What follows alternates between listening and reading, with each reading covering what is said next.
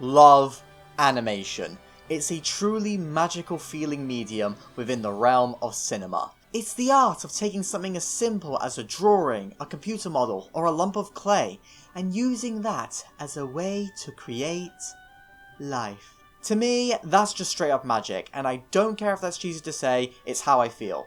Animated movies are literally movies created out of thin air from the ground up. It's not just a case of filming actors on a set. No. You gotta build that set, and you gotta build the actors. Well, the characters that the actors play. It's insane to me that animated movies even exist, but I'm so grateful that they do because they are constantly able to provide one-of-a-kind experiences for all different types of audiences. Just like with any other movie, they can tackle so many different genres and topics which will resonate with whoever, but they also have the benefit of executing all of this in incredibly unique ways with different art styles and whatnot. It's a medium with limitless potential, and many animated movies often gravitate to me personally more than a lot of live action work because of how they're presented.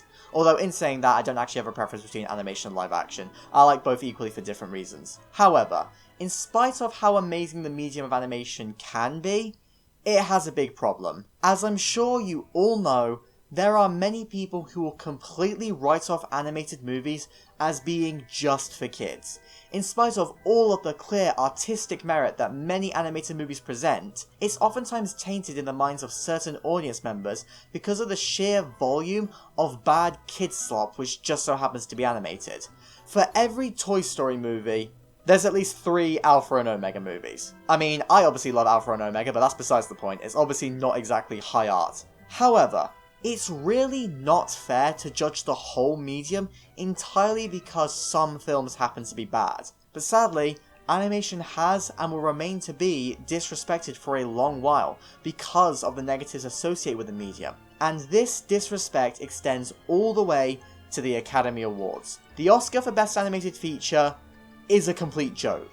It was solely created as a way to prevent animated movies from getting the quote-unquote real awards, because so many people got angry at Beauty and the Beast Best Picture nomination a decade prior. I am not joking, that was literally one of the main reasons why the category was created in the first place. It's honestly really sad to see. And the award itself, for many years at least, only really served as a way to praise Disney in some capacity. The voters have proven time and time again that they don't care what's nominated or who wins. They just choose whatever popular film their kids like. And that means that once again, we're back to the false statement that animation is just for kids. And if the Oscars are saying this, then the public believes it too. I know people often like to ride on their high horse and say that the Oscars mean nothing, but the truth is, whilst it may mean nothing to Joe down at Asda, it still has a major impact on the industry and on wider pop culture. This means that when the Oscars disrespect something, the rest of the world disrespects it too. And that's why I care so much about the Oscars. It means so much under the surface, and so it needs to stop doing dumb shit which ruin things. And even though I will argue that Best Animated Feature has gotten better in recent years with less dumb nominations and some less conventional wins, the damage is still done. This is still the award which unironically nominated The Boss Baby for an Oscar, because they cared so little about the category that they were willing to just nominate whatever. Yet animation isn't just for kids. Not only are there so many animated movies created exclusively for adults with very heavy themes sometimes, but the films which are made for a younger audience still have merit. Kids may like them, but that doesn't stop adults from liking them too. The best of these kinds of movies can have themes and ideas which transcend generations and give different audience members of different ages completely different but still worthwhile experiences. And honestly, I find it beautiful when a movie can resonate with such a wide audience like that. It's why I respect films like Star Wars or The Wizard of Oz or anything by the Muppets so much. Everybody loves them no matter their age, and that fact is no different when it comes to many of the best animated movies, which just so happen to be enjoyable for kids. Yet despite that, they're still not respected in the same way, and I don't know why. Yes, there are plenty of bad animated kids movies, but there's still many phenomenal animated family movies, and that's alongside the more adult-oriented masterpieces. Animation can do so much, and the people who work on them are unbelievably talented, and many of the films deserve respect, and that is why I love talking about them so much. But, and this is a big but, I don't often like the online environment which discusses animated movies, and this is because way too many people are hyper-focused on one aspect of the medium. Some people only watch the mainstream stuff, whilst others only like the art house stuff without giving the rest a fair shot. But to me, it's the combination and variety of all of this stuff which is what makes the medium so special. And this is what I want to focus on with this list. You see, for as bullshit as the Best Animated Feature Oscar may be in terms of its inception, voting system and results, the one good thing that I can say about it is that the list of nominees contains so much variety. We've got beloved studio classics, independent art house films, family films, adult exclusive films, lighthearted comedies, existential dramas, comedy dramas, and emotional roller coasters. And all of this more than makes up for some of the crappier movies which just so happen to be nominated as well. This list shows off everything that the medium can be, both the good and the bad, and that's what fascinated me about the list. If you were to hypothetically watch all of these movies, your feelings about the experience would constantly shift as you're presented with a wide variety of different films which can move you, make you think, or inspire you. And I know this because this is exactly what I did. I sat down and watched all 104 films which were nominated for this award, ever since the first Oscar was given to Shrek back in 2002. And let me tell you, I loved watching these movies so much. Not only were there many absolute favourites of mine which I got a lovely chance to rewatch, but I was also exposed to so many lesser known films for the very first time. Films from a wide variety of countries I don't often watch stuff from, films which play around with the medium in ways I've never seen before, and films which tackle themes and ideas which have really played on my mind since watching. I absolutely love watching lesser known or foreign films which are outside the mainstream because the experience of watching them can oftentimes be truly special and unique and inspiring in their own artistic way, and it's also just really fun to tell your friends about these movies afterwards. Films outside of the mainstream are a perfect way to expand your cinematic horizons and provide you with different experiences to what you're used to. And that is exactly the reason for why I decided to talk about all of these movies in detail here on YouTube. I want my audience to be made aware of all of these films, and hopefully they can get the incentive to check some of them out if they're interested. I want to expand my audience's horizons and views. But I'm not just doing that through the lesser known films. I still want to talk in depth about the mainstream stuff, as I want to also expand upon the ways in which some people look at them. I want to give these family movies the respect that they deserve from my young adult perspective, because they deserve to be talked about in the same way as the adult movies on this list. So much effort went into all of these movies, and so it's only fair to put a lot of effort into how I treat all of them. Every single movie on this list is being put on an even playing field, and I went into all of them with an open mind. Yes, there were still ultimately some movies which I didn't like, and some which didn't entirely click with me, but I gave them all a fair shot nonetheless, and that does help me to appreciate many of them a lot more than I expected to. And this appreciation for the wide variety of different films here is what I want to extend to you, my audience. If you often find yourself sticking to the mainstream films, I want you to pay more attention when I talk about something which you haven't heard of before. Keep a mental checklist of what sounds interesting to you based upon the title, the visuals, or the premise. If you want, you can look into these movies a little bit more on places like Letterboxd, and then try your best to actually watch them. Yes, there's no guarantee that it'll actually work for you, but give it a chance. It may become a new favourite, you never know. Basically, this is my roundabout way of saying that the Animationist Cinema Twitter users don't watch enough animated movies outside the mainstream, and I want to use this video as a way to expose them to more stuff. But it's not just them who I want to fix. If you're one of those people who exclusively focuses on the art house films on this list, still pay attention to what I have to say about the mainstream family films. You never know, after listening to me, you may find something which you didn't initially appreciate about them. I am aware of way too many people who completely write off the mainstream stuff in spite of the clear merit that they hold. Obviously you're completely allowed to not like these films and prefer the art house stuff, but I feel like some people are way too judgy sometimes, and so I want to explicitly bring attention to the merit that these family movies can hold. And I also still want to talk about the merit present within some of the movies which I didn't personally like, because everyone's opinions are different, and I want to encourage people to watch most of these films, no matter what I may think of them. You never know, a movie which I find mid could become someone's favourite, and I don't want to take that away. My aim with this list is to be positive. There will no doubt be some bad movies which I will criticise, but if a movie has something good within it, I want to praise it, no matter how well known the movie actually is.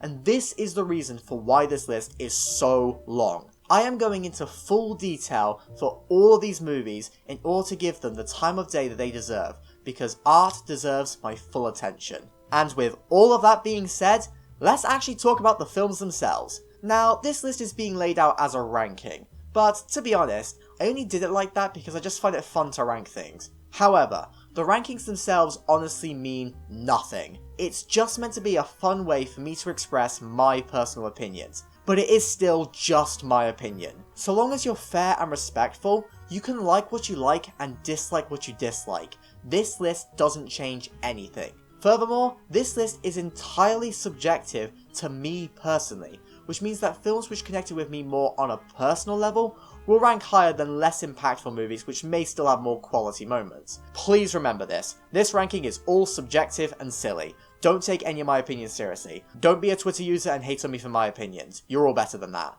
Alrighty then. Now, there's just one final thing which I want to mention before we start the ranking. This video will contain spoilers for all of the movies, because I want to talk about them all properly without any restriction. But don't worry though, I've left timestamps in the description so you can easily skip to the next segment if you want to avoid spoilers. You should be good for the first minute or so of each segment though, so if you want to expand your horizons, you can still at least get a taste of some of the movies you don't know much about without spoilers. I know some may see this approach as a bit counterintuitive and inconvenient, but I still just want to talk about all the movies in depth, whilst allowing you all to decide yourself whether you want it spoiled or not. And with that said, I think that's it. That is everything which I needed to cover within this intro. And now we can finally jump into this very, very long ranking, starting with the worst film.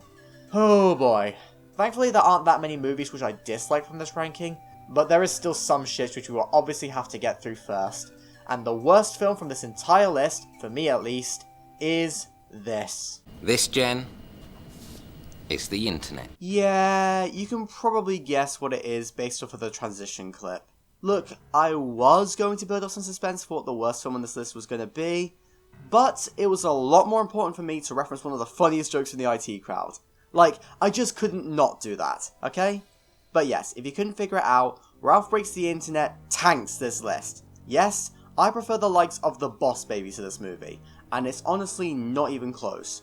I absolutely hate Ralph Breaks the Internet. So much so that I don't even want to talk about it. I hate complaining about things relentlessly, unless the thing in question is somewhat interesting or entertaining to talk about. Ralph Breaks the Internet, however, just leaves me absolutely infuriated more than anything, to the point that talking about its many flaws actively makes me feel miserable. But I've made a promise to myself throughout this entire list to go in depth on my thoughts so that you all understand my opinions clearly, hence why this video is so bloody long. So, I'll eat the pain for the time being as I discuss why this shitty movie is so shitty.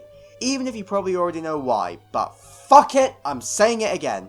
Right, where do I start? Well, I suppose it's worth mentioning that I suppose it's not the worst movie I've ever seen in my life. At least 3 Thomas the Tank Engine movies are worse than it after all, as well as 2 Home Alone movies. So, that's a win, I guess. Okay, joking apart though, there are definitely some things that I like about this movie, which are worth getting off my chest right off the bat. Now, let's see here. I like the princess stuff. That was kinda cute. There were some jokes which admittedly made me giggle. I actually kinda like the wreck roll. That's like the only good meme in this entire movie, more on that later. And, most importantly, I think that this movie does have some great ideas.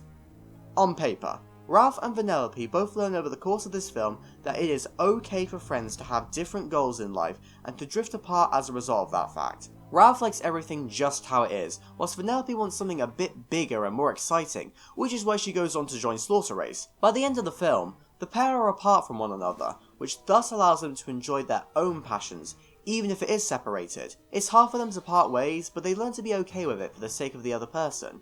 That's a really nice message which a lot of people need to hear when growing up. It's such a shame that this lovely idea is completely ruined by the fact that Ralph and Vanellope are horribly written characters who completely go against how they acted in the first movie. Ralph in this movie is insufferable, as he just spends the whole runtime acting like a clingy ex. Towards a child! Bruh, why did this movie turn Ralph into a nonce?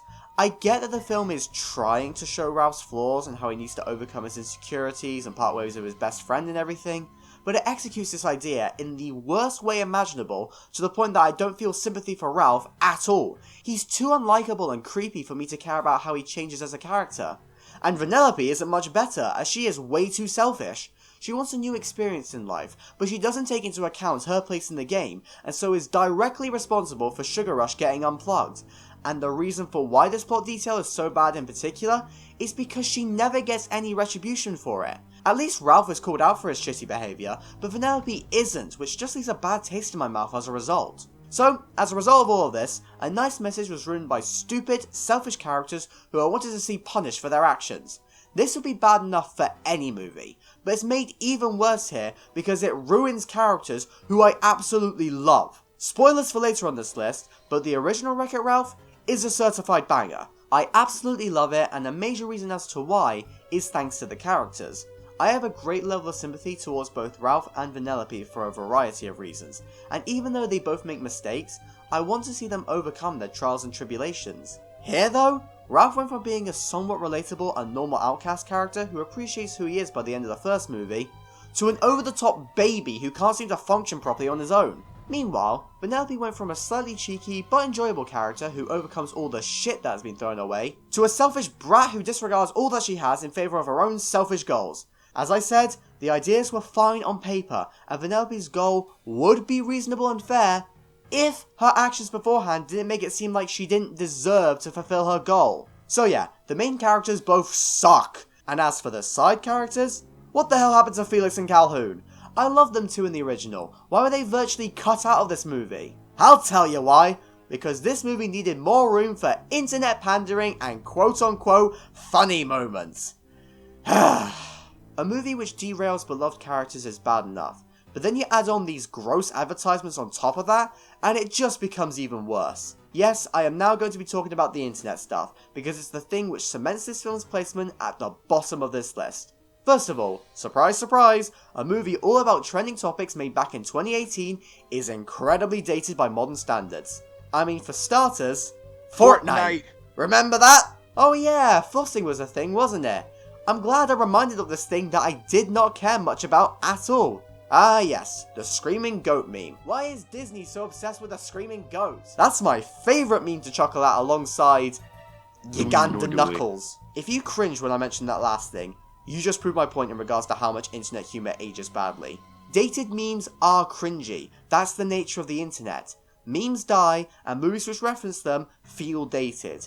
This movie specifically feels so aggressively late 2010s that it doesn't hold up at all in the mid-2020s. And no, it doesn't feel nostalgic or anything, as none of the memes being referenced feel genuine or fun. It once again just feels like pandering.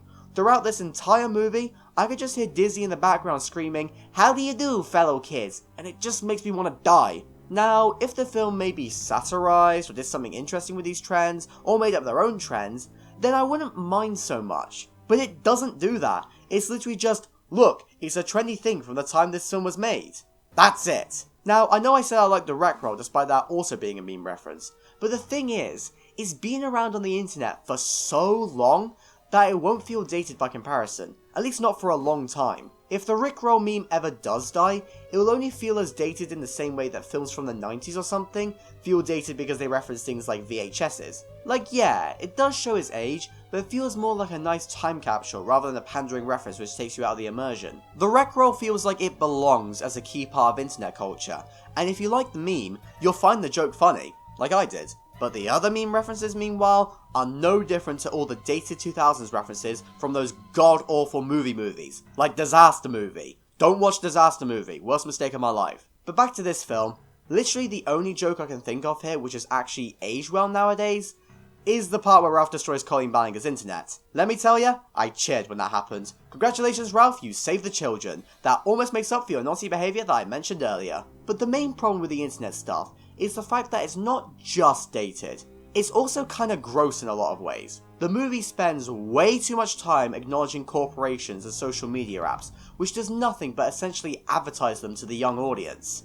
Ugh, really? What is this emoji movie crap? But whatever, I can stomach that I guess. Social media apps are everywhere in movies, so I'll just grin and bear it. What I couldn't stomach, however, was the massive Disney circle jerk which is just shoehorned into the movie and the trailers. Yes, I may have liked the princess scene, but the rest? Look, I had actually planned out an entire anti-Disney corporation rant in regards to this scene, but I honestly couldn't be bothered. You all know the corporation is bad. I'd rather save my energy for shit that actually matters. I will say, however, though, that this was the only moment from this entire ranking where I consider switching off the movie altogether. Seriously, I was so close to just closing my laptop. I stuck it out though for the sake of this video. But yeah, I hated it so much. It's literally just, look at all the products we own! The scumminess speaks for itself. The only important points that I will make in regards to this scene is, why did you have to drag my boy Nick into this crap? Why does Buzz Lightyear look more like Buzz Aldrin? And why couldn't the 2D characters be 2D animated? Okay, to be fair, I only asked that last question because Once Upon a Studio exists. Either way, thanks to the constant corporate pandering to both Disney themselves as well as other companies like eBay, I can confidently say that this is the movie where I felt the most physically sick whilst watching. And I saw David Cronenberg's The Fly at 11 years old. I could practically have my dinner alongside that movie in comparison to this piece of fucking wank. And to think, this isn't even the part of the movie which makes me the most angry. The bit which really grinds my gears is the whole content creation subplot. First of all, it's boring and fillery. A large chunk of the middle of this movie is just Ralph making dumb, cringy internet videos in order to make money. That's it. Not only is it not funny, but there's nothing deeper going on here. Even the bad character moments are put on hold in favour of these memes. But alongside serving little purpose in the overall narrative, it's also really harmful to the audience, especially the young audience that this was made for. Speaking as a content creator myself, this movie does not understand how it works. You cannot just make a viral video out of nowhere. That's unrealistic for a lot of people. And even if you could, you cannot keep that viral train rolling consistently without other problems cropping up. Most significantly, burnout. Burnout, and just a lack of motivation in general, is one of the biggest issues faced by any content creator. Why do you think it took so long for this list to be completed in comparison to when I watched the films? It's for these exact reasons. Yet this film pretends like these aren't issues at all, despite the fact that we all know that the Disney animators who made this likely get burnt out all the time. The film is actively encouraging kids to do content creation, without warning them of the real ramifications. The only negative thing that it highlights is mean YouTube comments. Look, comments can hurt sometimes, but they aren't even close to the biggest issues faced by content creators. I'm a small creator, yet mean comments don't mean anything to me. I've been called fatherless multiple times, and I don't even care. I will happily take that over bad burnout situations any day. It's just laughable, honestly, that the film takes the mean comment scene so seriously, as if it's meant to be emotional. And even then, if they wanted to treat this issue seriously, they failed because the comments are hardly insults. I mean, where are all the slurs and death threats? And also, they never went over how to get over this issue. The film basically implies that you just have to avoid seeing the comments, which isn't always possible, rather than actually giving advice on how to deal with them, like by having a good support network and a humorous attitude which allows you to laugh at trolls. That's the way to deal with it. Disney just very clearly has no idea what content creation is like, which will thus give kids the wrong idea on how to go about it. This is an issue which is so near and dear to my heart, and that's why this film's handling of it angers me so much. Just show a kid Whisper of the Heart instead. It ain't content creation, but it's close enough and it gets the same creative ideas across whilst also showing the real struggles of burnout, self-doubt, and poor life balancing, in contrast to this film's ignorance. So overall, Ralph Breaks the Internet doesn't deserve any more of my time. I could easily go on about this movie for an hour, but I genuinely don't see the point. So many other people have covered this film's flaws in depth, and I'd rather just spend my precious time on this earth doing something more positive and productive. So, I'm going to wrap things up with a quick breakdown of my opinions. Ralph Breaks the Internet is a disgusting movie which represents basically everything that I hate about Disney, corporations, and the internet. It ruins brilliant characters by oversimplifying them to the point of absurdity just to fit a message which was admittedly decent on paper. It panders to the audience so much through dated memes and youth appeal that it physically hurts to watch, and its depictions of content creation is actively harmful to its young audience. And all of this is about mentioning all of the smaller flaws present, such as the really bad plot holes, like how the hell did Felix cover for Ralph and what on earth happened to the virus. And alongside all of that, whenever the film isn't infuriating me, I just find it so unbelievably boring. It's nearly 2 hours long, but it feels more like 5. Just do not watch this movie. It's the worst film to be nominated for this award by a landslide, and I just hate it. 2018 may have been a poor year for animation with a few exceptions here and there, but I'd take an aggressively mid-movie like Early Man over this shit any day. Or maybe the Academy could have at least nominated The Wolf House this year. I know it's a really niche film, but it's equally one of the most impressive, unique, and haunting animated movies ever made. Yet for some reason it wasn't even on the bloody shortlist. No. I'm calm. I just want to move on. I've made my opinions on this movie pretty clear by now. Please let me talk about literally anything else, such as the bad movies which are actually fun to rip apart. This movie was miserable, but for the most part, the rest of the bad films on this list are a good laugh, to some extent. So, things should hopefully start to look up now, and I can be happy once again. Dance, dance, wherever you may be, I am the Lord of the dance, said he. From the director who brought you the insane action of the Mad Max series, comes an epic tale unlike anything else. A story on the same level as the religious epics of old. A cinematic experience like no other. Reviewed by Quentin Tarantino as the greatest movie of all time based upon the title alone, you can't conceive what you will bear witness to. As presented to you by an Englishman doing an American accent talking about a movie directed by an Australian guy, this is... Happy Feet, Wombo Combo! Happy Feet is absolutely terrible. Like, I am astonished by how bad this movie actually is. Granted, it's certainly an interesting film to talk about, and I can't exactly say that it was made with ill intentions or anything, but I honestly can't stand it one bit. Now, I know that there are plenty of people who love this movie for one reason or another, and more power to you if that's the case. But I am sadly not in the same boat as you. And I honestly wish I was. I wish that I could enjoy every movie ever made, and that includes this. But I just couldn't in this case because Happy Feet drove me up the fucking wall. And that's a fact made worse by the fact that I don't have any form of nostalgia bias for this movie at all, as I even hated this movie as a kid. Yes, I hated this movie as a stupid child who would basically love anything if it was animated. I think that tells you everything you need to know about how I feel towards this movie, and if you personally love it, you may want to skip ahead to the next segment before you listen to me trash this movie, because oh boy, I have a lot to criticize here. Alright then, first things first, let's talk about the plot. So let's see here, what happens in Happy Feet? You tell me, because I don't fucking know.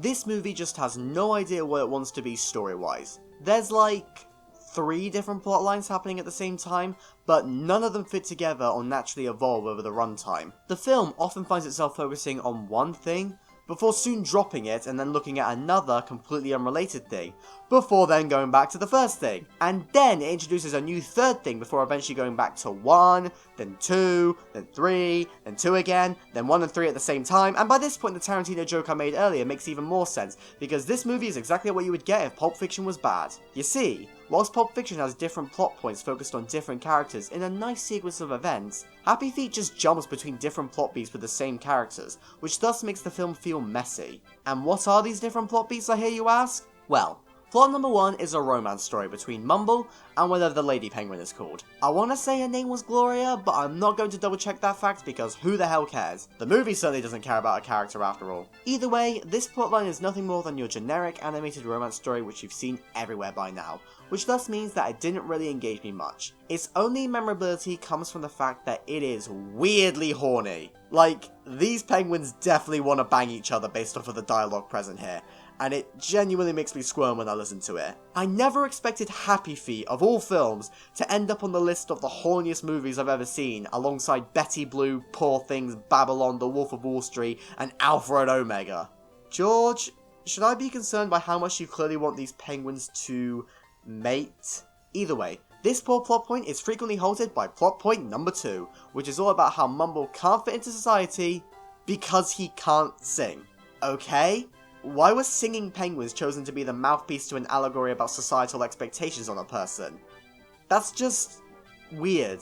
Yeah, it's George Miller, of course it's weird. But then this plot beat goes in an even weirder direction, as it eventually becomes an allegory for religious fundamentalism due to this zealot penguin blaming Mumble's dancing for the lack of krill in the water. Huh? Where did this plotline come from?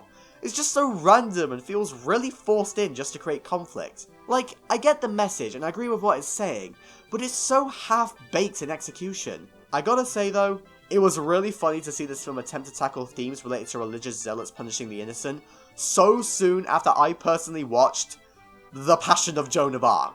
Surprise, surprise, that film handled its themes way better than the Dancing Penguin movie. But okay, I suppose that the storyline about societal expectations kinda links into the romance story, as it prevents Mumble and Gloria from flapping their flippers, if you know what I mean. It's still an incredibly forced conflict, but these two plot lines kinda fit, if you squint hard. But then, this movie has to go and chuck in a third, completely unrelated environmental plotline, all about Mumble needing to see the humans to stop them from overfishing. During this time, Gloria is completely forgotten about, and the religious penguins don't appear again until the very end of the film, where their minds are changed pretty easily as everyone starts dancing. This means that what was supposed to be the main theme of the film, all about societal expectations and the damage it can cause, is completely neglected by the second half of the film after the big dance scene, as we need to save the environment. The religious zealot plotline is already yet another random direction in the story which comes out of nowhere and forces conflict with the other storylines, but this environmental one is the absolute worst of the three plotlines,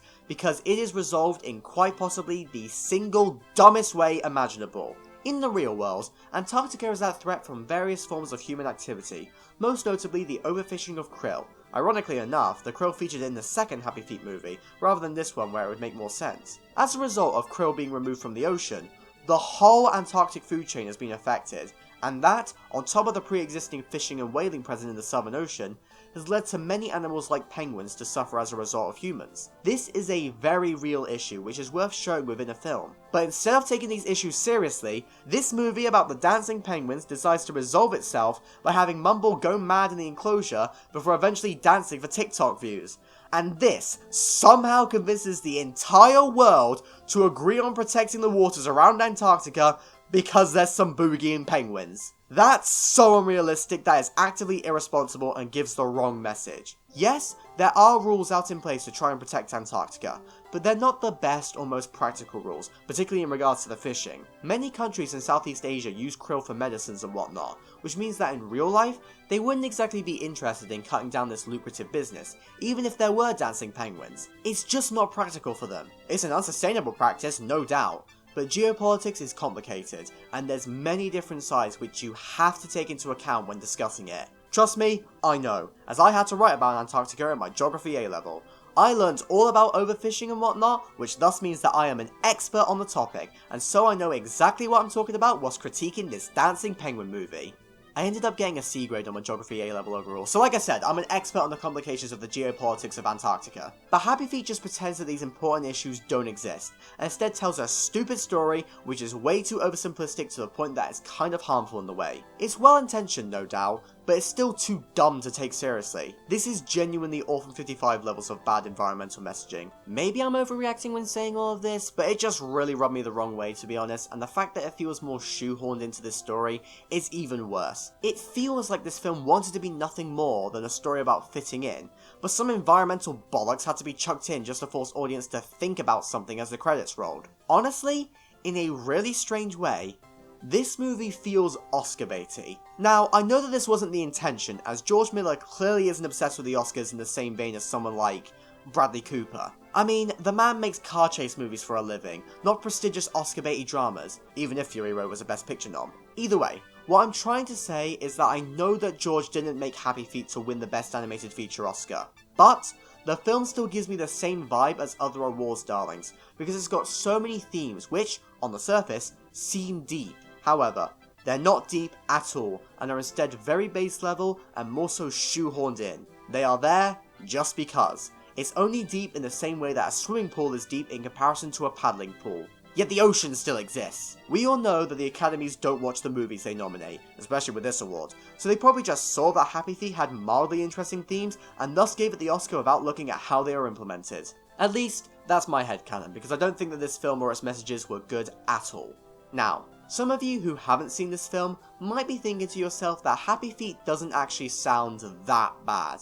I mean, sure, it sounds like an absolute mess, but in the way that I describe this film, it equally sounds like it could be quite fun and interesting to watch. I can see some of you assuming that this would be a great film to riff on with friends, as you pick apart all the stupid plot points. Well, I'm sorry to burst your bubble, but the main reason for why this film is ranked so astronomically low on this list is because of one thing. It is so fucking boring. Oh my goodness, how can a film be simultaneously fascinating, batshit crazy, and sleep-inducing? It's honestly a miracle that I was more interested in doom-scrolling Discord than watching these horny, dancing religious zealot penguins. That is honestly an accomplishment in of itself. Why is this crazy idea so boring in execution? Now, admittedly it's hard to really explain why a film is boring without just feeling it for yourself, but let's just say that until the final act, the plot here is practically non-existent. It just jumps from scene to scene without rhyme or reason, as these characters walk around, talk about whatever, or sing a song in a scene which goes on forever. Actually, I think that's the issue here. Every moment feels dragged out to oblivion, and that's why I can't get engaged, as it never picks up the pace over its nearly 2-hour-long runtime. Even by the end, the scenes in the enclosure just go on forever, and I was rooting for the film to wrap up. No, I don't mind slow-paced films on principle, so long as the themes and characters are good. But we've already established that the themes are implemented terribly here, so I can't exactly engage myself with the film when it's focused on that. And as for the characters, oh boy. Whenever this film isn't boring me or baffling me, it is actively annoying me with some of the most obnoxious and irritating characters ever. I'll go through them all quickly to give you an idea of what they're like. So, Mumble is a bland protagonist whose only notable attribute is being voiced by Elijah Wood. Gloria is about as generic of a love interest as you can get, and Mumble's mum, I can't remember a thing about her other than the fact that I kept getting a character design mixed up with Gloria, because these penguins all look the damn same. That's racist! Anyway, those are the main characters who I'm indifferent towards. The other characters, meanwhile, I actively dislike. The racist religious zealot penguin is just a twat who's unpleasant to listen to, and I normally wouldn't mind that, but there's honestly no one nicer within this movie to balance him out. Not even Mumble's own father, Hugh Jackman. I don't remember his name, so I'm just going to call him Hugh Jackman. Oh my goodness, Hugh Jackman is a horrible character. Do y'all remember Buck Cluck from Chicken Little? The infamous character who probably has the record for the worst dad in an animated movie because of how much of a dickhead he is to his own son? Well, Hugh Jackman here is a close second for that achievement, because he's also horrible. He never supports his son or accepts his dancing until the very end, and it's just so unpleasant to watch when his scenes are paired with the Zealots. I swear, I found myself more endeared to Angier from The Prestige, despite him being an actively worse Hugh Jackman character morally than Penguin Daddy over here. But at least Angier had showmanship. This penguin, meanwhile, is just a dickhead, and I hate his stupid Elvis Presley voice. Hugh Jackman thinks he's Nicolas Cage, SMH. Do better, dude. Okay. I just want to clear my name for a sec. I do actually love Hugh Jackman. I think that he's a fantastic actor, and he definitely did a decent job with the crappy material he was given here, even if the voice he chose was a bit weird. Either way, it's the character who I'm dissing here, not the actor. I honestly hate dissing performances from actors who I love. Anyway, who have we got next to talk about? Oh great, I'm still dissing people who I love. Not only was I not a fan of Hugh Jackman in this movie, but I also actively hated Robin Williams. And yes, it does physically hurt to say that, but by God, I felt it. Joining Mumble on his quest to do whatever are these Mexican stereotype penguins, and the main one from this batch is played by the legendary Robin Williams. But this is, without a doubt, the only movie I can think of where the presence of Robin Williams actively made the viewing experience worse, because he was so annoying. In fact, all of these characters were annoying. Robin Williams just spoke the most, so he was the most egregious. They just babbled on about whatever with these borderline racist accents, and they just wouldn't shut up. Robin Williams never delivered lines for this movie. He delivered paragraphs alongside the other penguins who talk with him.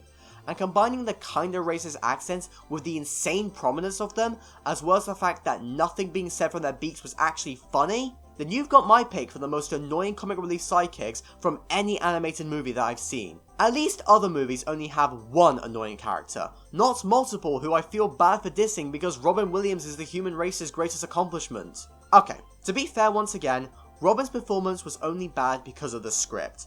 With what they demanded of him, there was no way that he was going to make it work, and any other actor would have probably made it actively worse somehow. So I'm not dissing the man himself, because I don't want to. Instead, I'm dissing whoever made him say all of these lines and told him that the Hispanic accent was a good idea. As a result of how much this movie actively annoyed me, I was practically begging for it to be over by the end, more so than any film ranked above it on this list. I just hated watching it. But remember once again, this film's biggest crime is the fact that it's incredibly boring, as nothing fucking happens and the pace is slower than a snail. Even the visuals here are boring. Now, occasionally there are some nice backdrops, but for a lot of this film, we're just surrounded by this barren white wasteland. Wasteland? I think you mean Wonderland! No. I get that it's realistic and everything, but realism sucks, and that's evident from the fact that I hate how generic all the penguin designs look. Yes, the vast majority of the characters look like real penguins. Penguin. Why did I slip into Cumberbatch for a minute? Penguins. But that's not good for a film with characters who we are meant to follow, because I was getting them all mixed up as I mentioned earlier. Why couldn't all of the characters have unique designs to them like Mumble had? That would have made it way easier to engage with.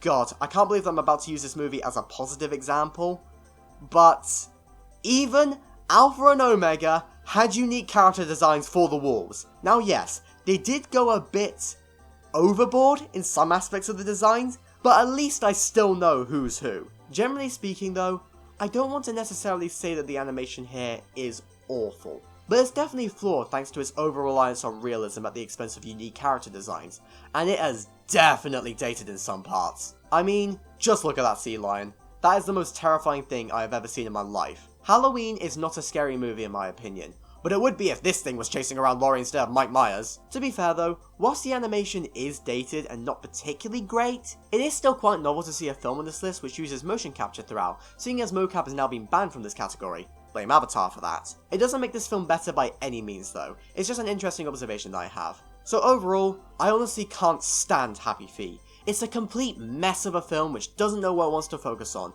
with themes which range from being half-baked to so stupid that they're actively harmful. But it's not a fun film for me to diss, unlike certain films which I'll discuss later, because it's so boring and loud and annoying. There are just so few things that I actually like about it. Like yeah, it's memorable, some of the performances are alright, the animation is occasionally pretty, and the song covers are admittedly pretty good, even if they do feel out of place with no thematic purpose and go on for way too long. But damn it, I just don't like this movie one bit. It's well intentioned I suppose, but it's still the worst Best Animated Feature winner by far. Yes, this movie won an Oscar. I know 2006 was a poor year for animation, but the other two nominees were way better and Over the Hedge was snubbed. In fact, I can't believe I'm saying this once again, but in terms of talking animal movies which are weirdly sexual in many ways, I honestly prefer Alpha and Omega to this movie. It's at least funnier to talk about, and has stayed on my mind for a lot longer, and at least I know who's who based on the character designs alone, and at least it doesn't make me diss Robin Williams. So yeah, I'll take the Furry Bait movie over the Dancing Penguin movie, and yes, you can quote me on that. Happy Feet is not the worst film I've ever seen, but childhood me was right nonetheless. This film is crap. But remember, that's just my opinion. You can still love it, don't worry, and I'd love to hear any rebuttals that you have. For now though, let's move away from this movie before I start internally bleeding from my Robin Williams slander. Who is he? He's an asshole, sir. I know that. What's his name? That is his name, sir. Asshole. Major asshole. Okay, so this is potentially going to be one of my most controversial opinions from this entire list. Although I only say potentially because barely anyone has seen this film, so for all I know, many may agree with me. Still, it is nonetheless controversial because there are many people on YouTube and Letterboxd who really like this film. However, I personally had so many flaws of it, to the point that I'm honestly struggling to understand the appeal of it for so many people. But, before I talk about the film itself, I want to talk about the romance genre. Stick with me here as this is relevant. Now, romance is a genre which I've recently come around to in recent times. I used to be a big cynic when it came to romance movies as I thought they were all cliche and dumb. But then I grew up and watched some actually great romance movies, and nowadays, I would say that I love the genre. When done well. The thing is though, there are so many romance films which don't do its genre well, like the Hallmark movies, and, most of the time, this is because of the relationship between the main couple. If a film has a bad couple where you are actively rooting against them getting together, then I think it's fair to call the movie a bad romance story. And sadly, this is the feeling that I had when I watched Chico and Rita. I'm sorry y'all, but I thought that this movie was ass! I found the film to be nothing more than a boring ass melodrama featuring what I thought was a really toxic couple. And with that bold statement being said right off the bat, I think it's probably best that I just talk about my problems with the romance right out of the gate, because this is easily my biggest problem with the film overall, as it permeates throughout the entire runtime. You see, the main thing I take issue with in regards to the romance is the fact that Chico is an absolute asshole who never once deserved Rita. Why? Well, I think it'll be easier for me to explain myself by just talking about how the pair's relationship develops over the course of the film. So basically, Chico is a jazz musician who falls in love with the singer and actress Rita. Huh. An actress and a jazz musician falling in love. That reminds me of a certain other film. Anyway, the pair meet, immediately hit it off, and then go back to Chico's place for some sexy time, if you know what I mean. Just FYI, I obviously can't show sex scenes on YouTube, even if it is just a drawing, so any sex scene present within this list will be substituted by videos of cute foxes. Because why not? Now, I will admit that when watching, I did find the initial bond between the pair a little bit off. Like, so what? They liked each other's music and have similar skills. Why does that automatically mean that they're a good pairing? They only just met each other that night after all. However, I wrote off these feelings as nothing more than me being inept when it comes to romantic feelings, so I initially ignored these thoughts to myself, without knowing that I was right to think this. Anyway, the two have the sex and then play the piano in the nude, and to be fair, I actually thought that this was a decent little scene. It actually reminded me of another fully clothed scene from a certain other movie. Huh. Also, in comparison to another sex scene present in the film later on this list, Chico and Rita's one was way better for me. At least it was until we learned that Chico is actually an absolute slut who already had a girlfriend before he boinked Rita. I'm sorry, what? Are you seriously telling me that this cheater is the guy who we are meant to follow and get emotionally invested in? Okay movie, you are now walking on very thin ice with this decision. If the protagonist who we are meant to engage with does something this dickish, why should I care about his struggles? Oh well, this is only the start of the film to be fair. Maybe Chico can redeem himself for his shitty behaviour after this one scene. Anyway, Rita naturally leaves soon after, and I am totally on her side in this instance. However, the two eventually get back together as they become business partners in order to earn some money through cover performances. Okay, to be fair, I can understand why the pair have a business relationship. It makes total sense to me. They are both talented and it's an easy way for them both to earn a bit of money. But I cannot possibly understand why they then decide to become romantic partners again. What? Being good at jazz doesn't change what you did, Chico, and why the hell did Rita forget about this fact? Eventually, Rita has to leave Cuba in order to go to New York for new business opportunities, which thus means leaving Chico again. However, Chico responds to this situation by acting like a complete dick to Rita once again, even though he didn't even hear our conversation with the businessman properly. It was at this moment where I just knew that this back and forth relationship was going to become really repetitive. Anyway, the pair have once again split apart, and now Rita has absolutely no reason to go back to Chico.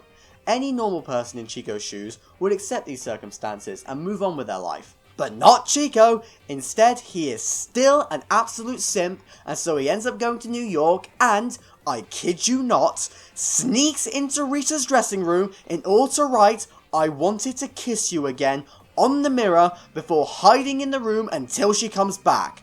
God, I think I'm gonna be sick. So not only is Chico an arse, he's also really bloody creepy. Great! I love this guy. Rita, you acted way too chill when this is a clear violation of privacy. By this point in the film, I was really hoping that Chico would be given a restraining order, but no. Rita still becomes interested in him again, and by the third act, the pair somehow get back together again. Rita, please tell me, how many chances has this creep had by now? You don't deserve him. By the third act of this film, I was practically chanting, break up, break up, break up, because I just didn't want these two to be together. I wanted Rita to find someone better, and I wanted Chico to own up to being a dick and just move on. However, as it was in the movie, this couple came across as really toxic and dodgy for my liking. Now, I know some people are going to point out the fact that there are many films which I love which feature dodgy romances. Hell, there's films ranked higher on this list which feature dodgy romances. But the clear difference between those films, or a film like Rushmore, in comparison to this, is the fact that the dodgy individual doesn't get what they want in the end. Instead, they either have the maturity to move on, or they are punished for their terrible actions. Plus, in Rushmore's case, Max is just a kid, so his creepiness is a lot more excusable than Chico's, who should know better. Now, to give the movie this, Chico doesn't entirely get with Rita by the end of the film. Instead, he ends up getting deported back to Cuba after false accusations of drug possession, which thus means that he's unable to harass Rita anymore. Yay! I mean, no! Unfortunately, this turn of events doesn't change how I feel about the film at all, as Chico still obsesses over Rita even in his old age, and he even manages to reunite with her by the end of the film. So ultimately, Chico still got what he wanted in spite of his many shitty actions. Plus, as I alluded to before, Rita also consistently reciprocates his advances even though she didn't deserve him.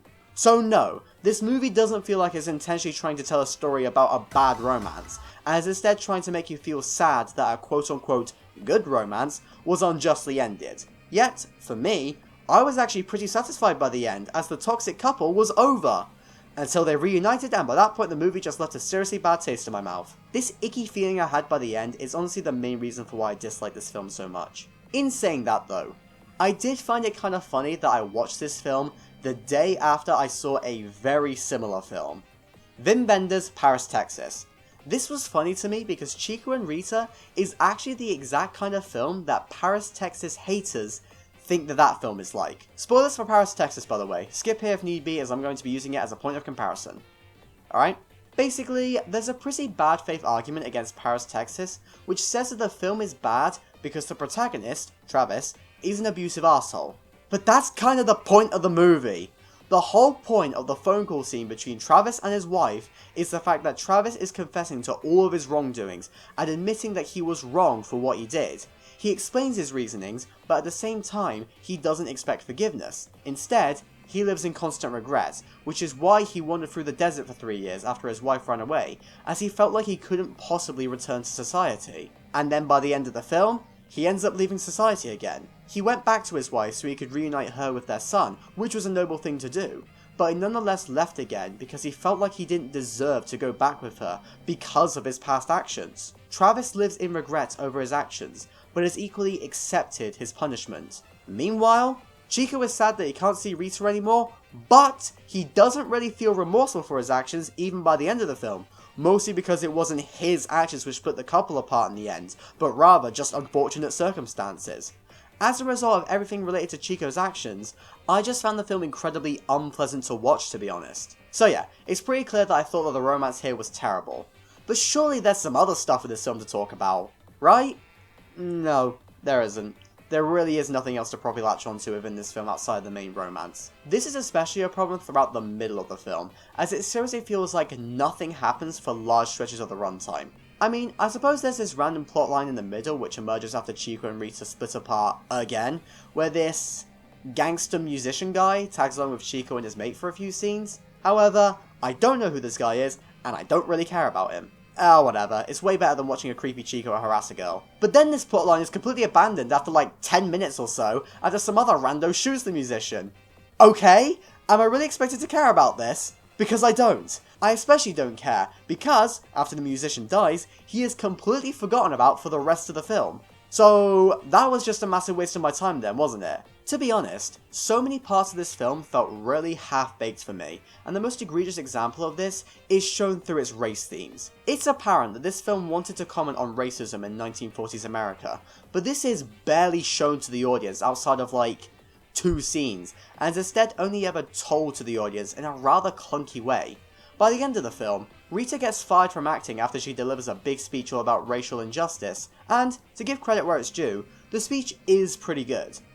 On paper. However, in the context of the film, there was little to no build up to the speech outside the audience's own external historical knowledge of culture of the time. It thus just feels really off in execution. As a result of the half-baked plotlines alongside the repetitive melodrama of the main romance, Chico and Rita is a largely boring movie, alongside being deeply unpleasant at many points. A combination of frustration and boredom is the worst thing that a film can be for me, and this is the reason for why I've ranked it so low, even below many other films which are probably worse, but hey, at least they aren't as boring and are nowhere near as unpleasant. However, I'm still a fair guy, so I will go over what I did actually like about this film before we move on. The main thing that I enjoyed here was all the actual jazz stuff.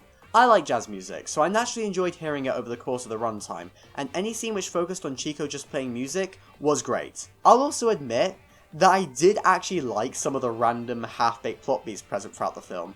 I made a joke earlier where I said that the stuff with the musician was way better than the romance, but, to be honest, I do actually mean that. The scenes may have been short, but I did enjoy them nonetheless. I also quite liked that random car chase at the start of the film. It was out of place and completely unnecessary, but it was equally kind of fun. And finally, the animation is pretty good. I'll admit that rotoscoping is a bit hit and miss for me, but this film is definitely one of the better looking rotoscope movies I've seen, even if it's still not entirely my style. However, I did love the backgrounds, and I also really liked how creative the visuals got in that one dream sequence. Speaking of that sequence, I obviously loved that Casablanca reference. Honestly, I think I may have rated this film ever so slightly higher than I normally would, just for that one epic moment. Still though, a cute little reference doesn't change how I feel about the film overall, as I still think that this is a pretty bad movie which I really didn't enjoy watching. It was boring, annoying, and it left a really bad taste in my mouth. Just watch La La Land if you want to see this movie but actually good. I kept joking about how similar the films are, but seriously, La La Land blows this film out of the water, as it actually has an enjoyable romance story. Please just stick with that film. As it stands, I would rewatch all of the films higher on this list over Chico and Rita in a heartbeat. And, of course I thought that Arthur Christmas deserved a nomination over this. Arthur Christmas is legitimately one of my favourite animated movies ever. It deserves so much more love, and it's way better than this unpleasant as hell piece of shit movie. In spite of everything I said though, if any of you watching this video are fans of this movie, please let me know why. Like, I am genuinely curious. I really want to see whether I missed the point of this film or something, as there's gotta be a reason for why I'm the only one who feels this way towards it. Alright, whilst I wait for these responses, let's move on to some movies which are probably worse than Chico and Rita quality-wise, but I nonetheless enjoyed them a hell of a lot more. Remember, subjective opinions. Wait, I got it! Bull in a china shop! No! Ferdinand is so fucking boring, oh my goodness! Okay, to be fair, this film is nowhere near as draining as the films lower on this list. It's not as annoying as other films, and it's certainly not unpleasant, and both of those things make it better. In comparison to all the films ranked lower, it didn't make me feel angry at all, and there are a lot more things present within this movie, which I did legitimately enjoy. But that doesn't change the fact that this film damn near made me fall asleep because of how horrendously dull it was. Honestly, if it wasn't for the fact that I wrote notes related to this film so that I could talk about it in this video, I probably would have forgotten almost everything that happened here, because it was just so uninteresting. I think you get the picture by now. I did not like Ferdinand very much because it was incredibly boring. And the saddest part is the fact that I was admittedly enjoying this movie for the first 20 minutes or so. I thought that the bond between Ferdinand and Nina was really sweet, and I was definitely invested in the many struggles of Ferdinand at this point, such as the end of this act where he's sent away for accidentally causing all this carnage. These feelings are probably helped by the fact that Ferdinand is just a really likeable character, and he remains this way throughout the entire movie, so I didn't mind just kinda vibing with him for a bit. Oh, and let's not forget that he's played by John Cena! Okay, all joking apart, I actually thought that Cena did a really great job here. I admittedly haven't seen him in any other movie, but I kinda just assumed that he wasn't a good actor. But no, he was actually really great here and actually fit his character in a really ironic way. This famous WWE wrestler is now playing a bull who doesn't want to fight. That's funny, and it feels like a character tailor-made for someone like Cena. I don't know, he didn't scream celebrity casting to me, and actually felt like a legitimately good choice. Color me surprised, Cena. I never expected that you would actually be a good actor. And apparently he's good in his other movies too. Huh, I guess I ought to give him a lot more credit then, shouldn't I? Anyway, back to the movie in question. I enjoyed this opening quite a bit. It was very sweet. Oh, and the China shop scene got a good laugh out of me. But then we get to the stuff on the ranch, and by this point, the film just nosedives into a bucket of boringness. Oh my goodness, these scenes go on forever, they were rarely funny or charming, and there was practically nothing to latch onto. The sweet and emotional story between Nina and Ferdinand is just gone, as Nina is completely out of the movie until the climax. The story is practically non-existent for the time being, as we just vibe in the ranch during training, and Ferdinand himself isn't able to carry this film character-wise because the side characters suck. The goat that Ferdinand is paired up with is really annoying. The German stereotype horses made me want to die, and the other bulls were all completely forgettable.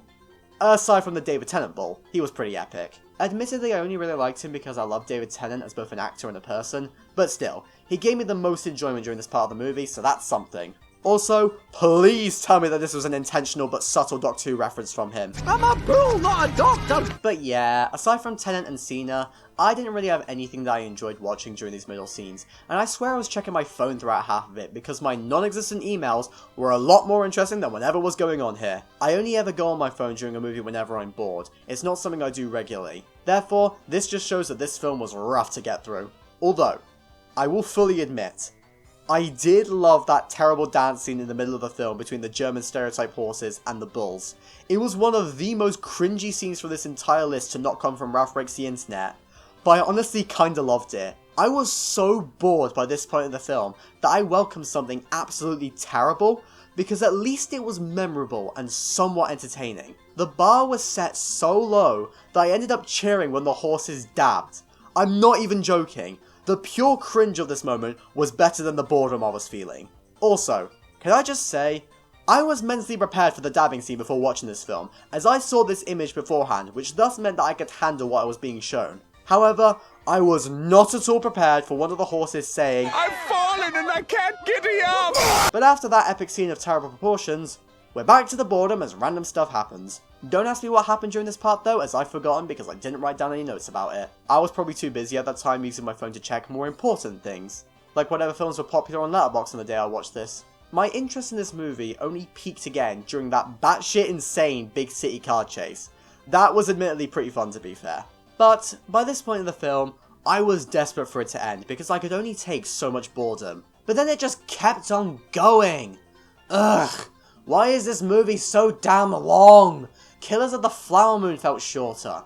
Okay, admittedly the climax was decent with a sweet ending and everything, but I honestly didn't care as much as I probably should have because I was just done with this movie. Oh, and the resolution to the Nina stuff just did not work for me because she was barely in the fucking film. The emotional core of this movie honestly felt like an afterthought, which means that this is a movie where I was left just feeling nothing. Just give us more scenes with Nina, or have the story be about Ferdinand trying to get back home, instead of just staying at this boring ass ranch. As it stands, I just didn't care about this movie at all for about 3/4 of its runtime, and any time it did work for me, it's hampered by other factors. Except for the legitimately good opening. And that's kind of it in terms of my thoughts on this movie. It's so boring that I can't think of anything else to say other than questioning, why the hell was this film nominated for this award when a little film known as A Silent Voice was on the shortlist? Admittedly, I'm not as head over heels in love with that movie in comparison to a lot of other people, but I will still concede that that, as well as the banger that is the Lego Batman movie, both deserved a nomination over two of the actual nominees. One of which being Ferdinand, which is one of the most thoroughly uninteresting films I've seen in recent memory. For as bad as the films below it on this list are, the one thing they are not is forgettable. They may be boring, but they're not forgettable. With Ferdinand, meanwhile, all I'm going to remember about it are the dabbing horses. Now that's it. I'm going to be brutally honest, in terms of Blue Sky movies, I think I prefer 3 out of 4 of the Ice Age sequels to this film. Yeah, I think that kind of says it all, doesn't it? I'm never going to watch this film again, but at least it's given me an inclination to watch other movies with John Cena in. I heard that the Suicide Squad was pretty good, and it's got Peter Capaldi in, which is pretty cool, so I'll probably give that a watch in a bit. For now though, let's talk about even more shit, shall we? Have you seen the baby? No, I think he got outside. You fool. The Boss Baby is a 2017 animated family comedy and fever dream created by DreamWorks Animations, which stars the likes of Alec Baldwin, Steve Buscemi, Tobey Maguire, and Jimmy fucking Kimmel. Oh! So that's why this film got an Oscar nomination, as we all know how much the Oscars love Jimmy Kimmel. I mean, that's gotta be the only explanation, as why else would the fucking Boss Baby be let within 50 feet of an Academy Award? Yeah, this film is often a bit of a scapegoat for people when they talk about how BS this category actually is. It's absolute proof that the Academy do not give a shit about animation, and so don't care about honouring the good films. This is evident by the fact that they were willing to snub A Silent Voice, and the Lego Batman movie, in favour of The Boss Baby. Granted, I don't think it's the worst nomination they've ever had. Hell, it's not even my least favourite from the 2017 batch as Ferdinand exists. But hot diggity, it's still pretty damn bad. Why? Are you the baby Jesus? Yes, I'm the baby Jesus. Do you really need an answer for that? Seriously, It's The Boss Baby.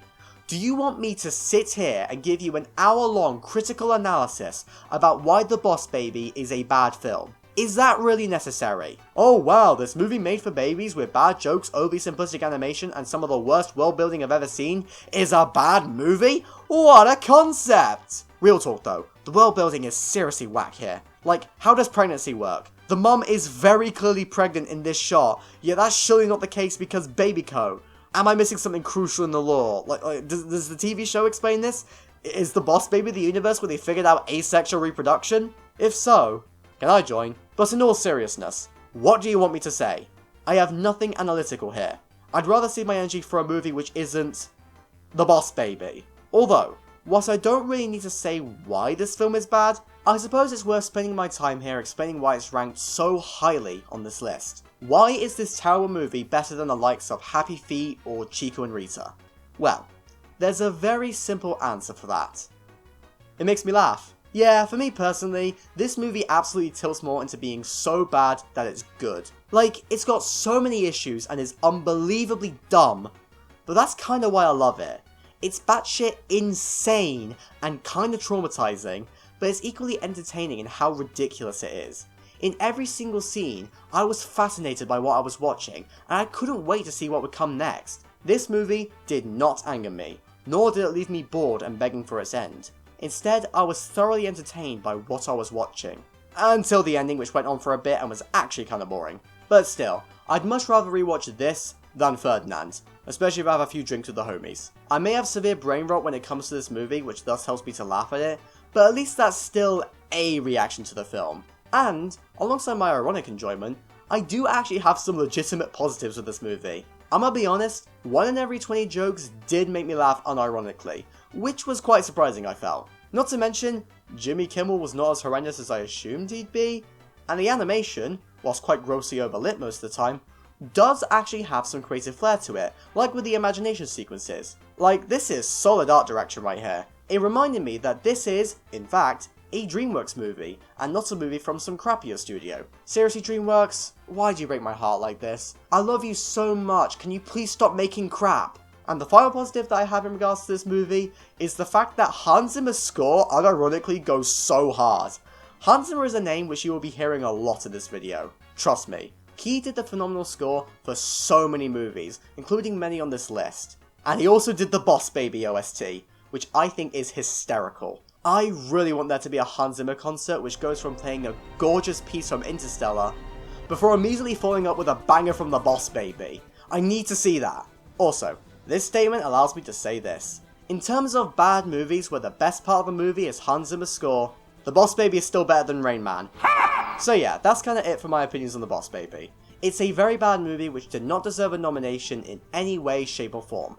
But, as a movie itself, I kinda like it because it's so bad.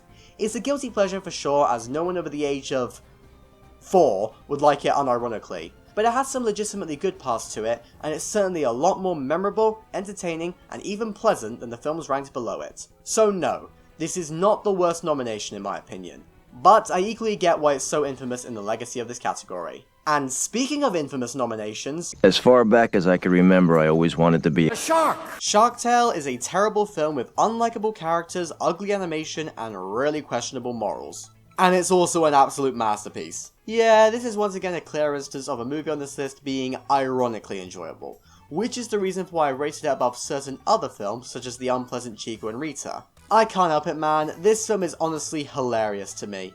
It fundamentally fails at so many things, yet that is why it is so fascinating to talk about, and, unlike The Boss Baby, I'm more willing to go into detail as to why it fails, as it's a lot more interesting I feel. You see, this ain't your standard bad movie. This is a broken mess of a film which deserves to be studied in film school on how not to make a film. For starters, the characters are about as good as the stench of fish.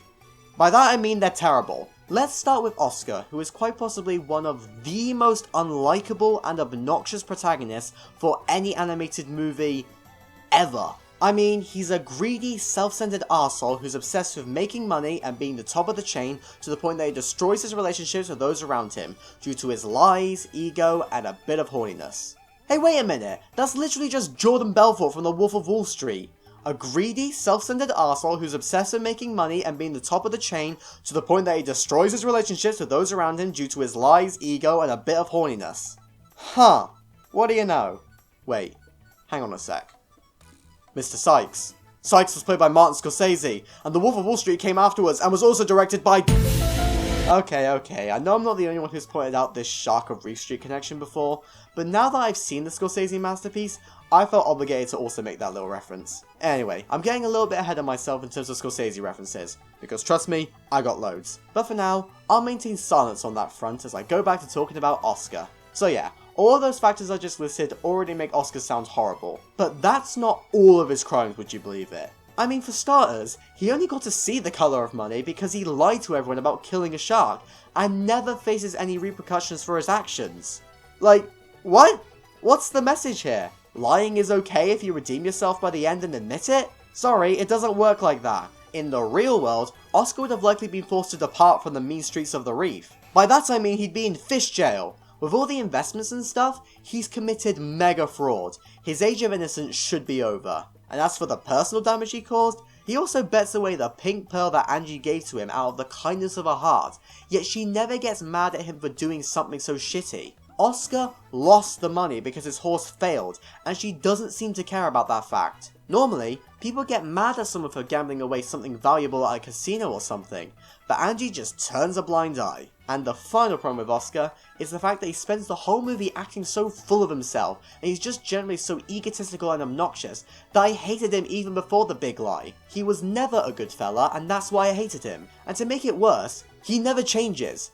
Whilst other arrogant characters go through these things called arcs where they improve and become better, Oscar stays the same unlikable dickhead throughout the entire movie, to the point that I started to root for Robert De Niro to eat him by the end. Oscar is the straight up villain in this movie, yet the movie expects us to sympathise with him, and that is the biggest problem here. Yes, you can do a movie with an unlikable protagonist. The aforementioned Wolf of Wall Street is a great example, but those movies work because you're not supposed to sympathise with the characters. You're watching horrible people do crazy things and get what they deserve in the end. Oscar, meanwhile, gets the girl, gets the glory, and gets no punishment. Like, am I meant to feel happy about this? Because I don't. Although, it's probably worth mentioning that another bigger reason for why other films like The Wolf of Wall Street work in spite of unlikable protagonists is because the characters are actually quite entertaining. Jordan Belfort is horrible, but he's equally a blast to watch. And this is where I'm going to start explaining why I kinda like Shark Tale. You see, I also find Oscar kind of entertaining, but in a more ironic way. The thing is, he's such a fun character to dogpile on. He's so shitty that I love taking the piss out of him every chance that I get, and that therefore makes the movie a lot more enjoyable for me in spite of its dodgy protagonist and weird messaging. Although, if you're wondering why I enjoy watching Oscar more than Chico, I don't actually know, to be honest. I think maybe it's because Chico is a more realistic character, which means that his creepy behaviour leaves a worse taste in my mouth in comparison to the more exaggerated and cartoony Oscar. Or maybe I just like Oscar more because he's funnier to make fun of and Will Smith has more charisma, which thus makes him more entertaining to watch. Actually, it's probably a combination of all those things, to be honest. However, Oscar's not the only great character to laugh at in this movie, as the other characters also lend themselves to humour as well. In a variety of ways. I mean, we've got Jack Black as Lenny, who is nothing more than a really poorly judged gay allegory, because he's a shark who doesn't like fish and is worried about coming out to his dad. Get it? Yeah, it's obviously pretty terrible. But at the same time... How do you even come up with something like that? Did the writers just have a few shots after hours and thought that this would be a good idea? Probably. And then there's the aforementioned Martin Scorsese, otherwise known as Puff Daddy. Come on, now who's your Puff Daddy, huh? Who takes care of you, huh? And Robert De Niro, who I like to nickname Robert DeLino because his character is called Don Lino. You get it? Honestly, these two are brilliant in this movie, unironically. Like seriously, they are the kings of comedy here. Not only is it novel to see two of the people most associated with mobster films star in this mobster spoof, but the pair of them also have surprisingly great comedic timing, and their line delivery is just mwah, pitch perfect. Basically, all of the genuinely hilarious jokes come from them two. This is a joke, right? This is a joke. Because, you know, I told Lino... Shut up, Lino! Shut up!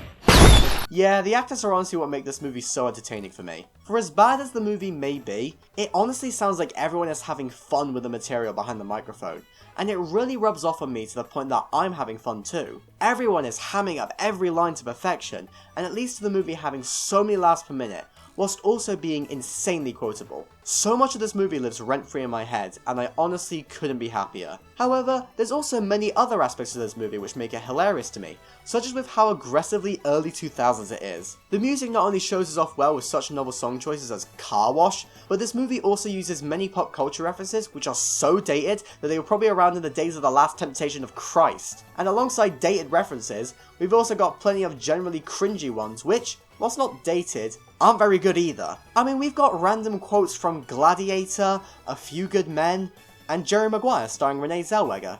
You know, Angie. Is any kid gonna know these references? Why the hell is there a Scarface joke? Why the hell is there a Scarface joke? Oh wait, mobster films. You know what, this one makes sense actually. Now, to be fair, random pop culture references is a bit of a general DreamWorks problem.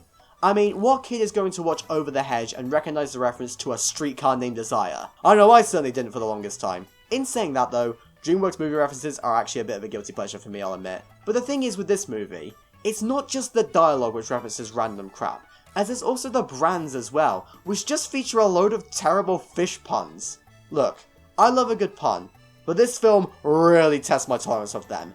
And some of them aren't even puns! I still love it all though, even if it wouldn't normally leave me bringing out the dead from a screening of this movie, which killed its audience through pure cringe. And before you ask, the reason for why I don't mind this movie as much as Ralph Breaks the Internet in terms of all these references, is because movie references are way better than internet references any day of the week, and you cannot convince me otherwise. And then there's the animation.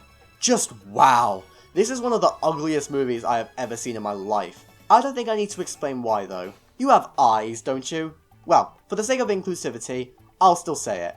This movie looks trash! In saying that though, I'll still take it over the cookie cutter early Illumination animations. More on that later. In fact, that leads to my overall point with this movie. Just like with The Boss Baby, this film is memorable. Despite how awful and stupid it gets at so many points, it is never boring. Not even by the end. It is always entertaining and its awfulness is part of its charm. I distinctly remember so many scenes from this movie, such as the epic moment where Oscar said, "It's Oscar time," and Oscar'd all over the place. And no, that's not actually a dated Morbius joke as he literally does it in the film. Stop! Oscar time! That shit is memorable, and that's the reason for why I take it over other films which are so damn generic and forgettable. Happy Feet and Ferdinand were boring. Shark Tale wasn't. Therefore, I vastly preferred it. Chico and Rita was also boring, as well as being frustrating. Shark Tale was never boring, and its frustrating elements were a lot more humorous. So yeah, I kinda love this movie. However, I wanna be fair here, as there are still some parts of this movie which I can't enjoy at all. On the whole, I get ironic enjoyment from this film, but I can't justify everything. First of all, Jack Black's voice in this movie is the most annoying thing ever, and that makes me sad because Jack Black is just like Robin Williams for me.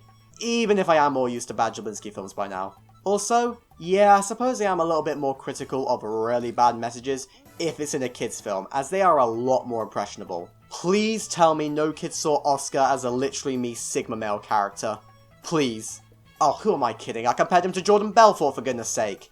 Wait, does that make Shark Tale a film bro film? But the main problem that I have with this film, and by problem I mean it's the one part which kind of annoys me and I don't find particularly funny, is Angie. She's honestly more of a plot device than anything, and doesn't really work as the voice of reason that she's meant to be. She's just kind of a bland character in the sea of charismatic hilarious arseholes. However, the main problem I have with her is the fact that she gets offended when Oscar kisses Angelina Jolie. Like, we know she has a crush on Oscar, yet she never told him properly how she felt, so how is he supposed to know? I know Oscar's an idiot to the point that Puff Daddy figured out Angie's feelings before Oscar did, but still, I was honestly starting to feel bad for Oscar in this instance. And I hate him! Thanks movie for making me tolerate Oscar for a second. That should be a crime right there. In all seriousness though, Angie's stuff isn't awful, but it's still pretty poor. Yet it's not as god-awful as other parts of the movie, so I find it a lot less interesting to talk about. And that's why I don't care much for her as a character. In spite of those annoyances though, I can still enjoy most of this film because I do still love it. However, at the same time, there's very few things which are legitimately good about it. The voice actors were trying their hardest, the jokes were occasionally funny, and the climax was pretty fun. But none of that changes the fact that the movie was still almost entirely terrible. And I absolutely love it for that fact. I can watch it tomorrow and be happy honestly. But At the same time, I am baffled over how DreamWorks released this in the same year as the vastly superior Shrek 2, and I have no idea how it got nominated for an Oscar, unless there's a rule I'm not aware of that states that everything Martin Scorsese touches needs to be nominated for something. That wouldn't actually surprise me, to be honest. Or maybe they just nominated this film because of the name of the Will Smith fish. I don't know. Either way, The Polar Express deserved a nomination over this film. I know everybody else hates that movie, and this is probably nostalgia bias talking, but I personally love it, and I'd much rather that it got recognition. Or maybe the SpongeBob movie should have just been nominated. I've personally never seen it, but honestly, I agree with everyone else saying that. I may love Shark Tale ironically, but that doesn't mean it deserves an award, as it is still a terrible misunderstanding of Shrek, which fundamentally misses the appeal of that film in its attempts to leech off of its success. All in all though, I'm still glad that I saw this film for this marathon, because watching it back in January last year convinced me to finally watch an actually good Scorsese De Niro mobster collab, in the form of Goodfellas, which I obviously love by the way. So thank you Shark Tale for that, you got me into Scorsese movies. Nonetheless, the only other thing I have to say about this film is that, in terms of bad movies which I love, Plan 9 from Outer Space is still better by far. Come on, kitty. You've got to trust me. One of my film production lecturers at university once said that the screenplay is the most important part of a film. He said that a bad script with things like weak dialogue, poor messaging, and a general lack of coherence can make even the most promising looking movies turn out bad. And honestly, I'm inclined to agree with him on that statement. And the most egregious example of this kind of situation within this list comes in the form of Raya and the Last Dragon. You see, this movie has plenty of good things to it. It's technically impressive with a lot of interesting ideas on paper, but it's all completely kneecapped by how bad the script is. Suddenly, this movie with a lot of promise has teetered into becoming kinda bad in my eyes, due to a multitude of issues which I can point out in relation to the writing. First of all, the dialogue's poor, and there's one major thing which you can blame for it. You see, back in early 2021 when this film was released, the perception of the MCU was still pretty positive for a lot of casual audience members, as this was before all of the poorly received crap came out. As a result, Marvel's influence on other films was very noticeable, and this was primarily shown through the sense of humour in dialogue. You see, Marvel movies are quite quippy, and that's where a lot of its humour comes from.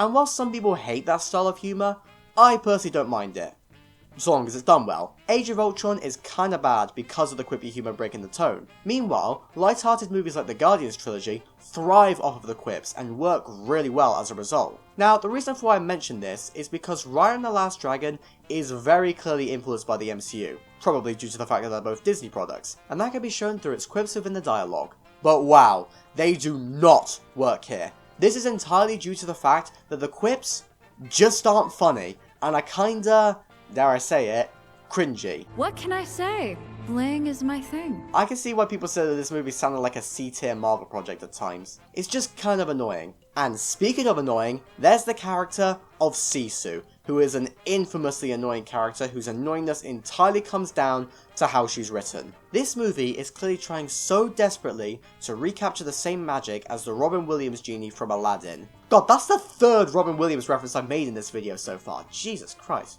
Anyway, the magic wasn't recaptured as you can guess because Sisu just ain't that chief. Her quips are nowhere near as funny, she's generally got so much less energy, and she also comes across as pandering to the audience when it comes to the film's messages, and oh boy, we'll get back to the messages. So yeah, she's a poorly written comic relief character, and that's what makes her annoying. However, in saying all of that, I don't think that Sisu is as bad as people say. I mean, compared to the Hispanic penguins from Happy Feet, she's practically the greatest character of all time. But even when putting that aside, I found myself just kinda tuning her out more than anything. Like I said, she doesn't have the same energy as the genie, but that's kinda good as it means that she's not screaming at me 24/7, which is arguably the worst thing an annoying character can do for me. And now's the time where I bring up the infamous name of Awkwafina, one of the most hated voice actors in recent times. Many people will say that she's the reason for why Sisu is bad, even more so than the writing.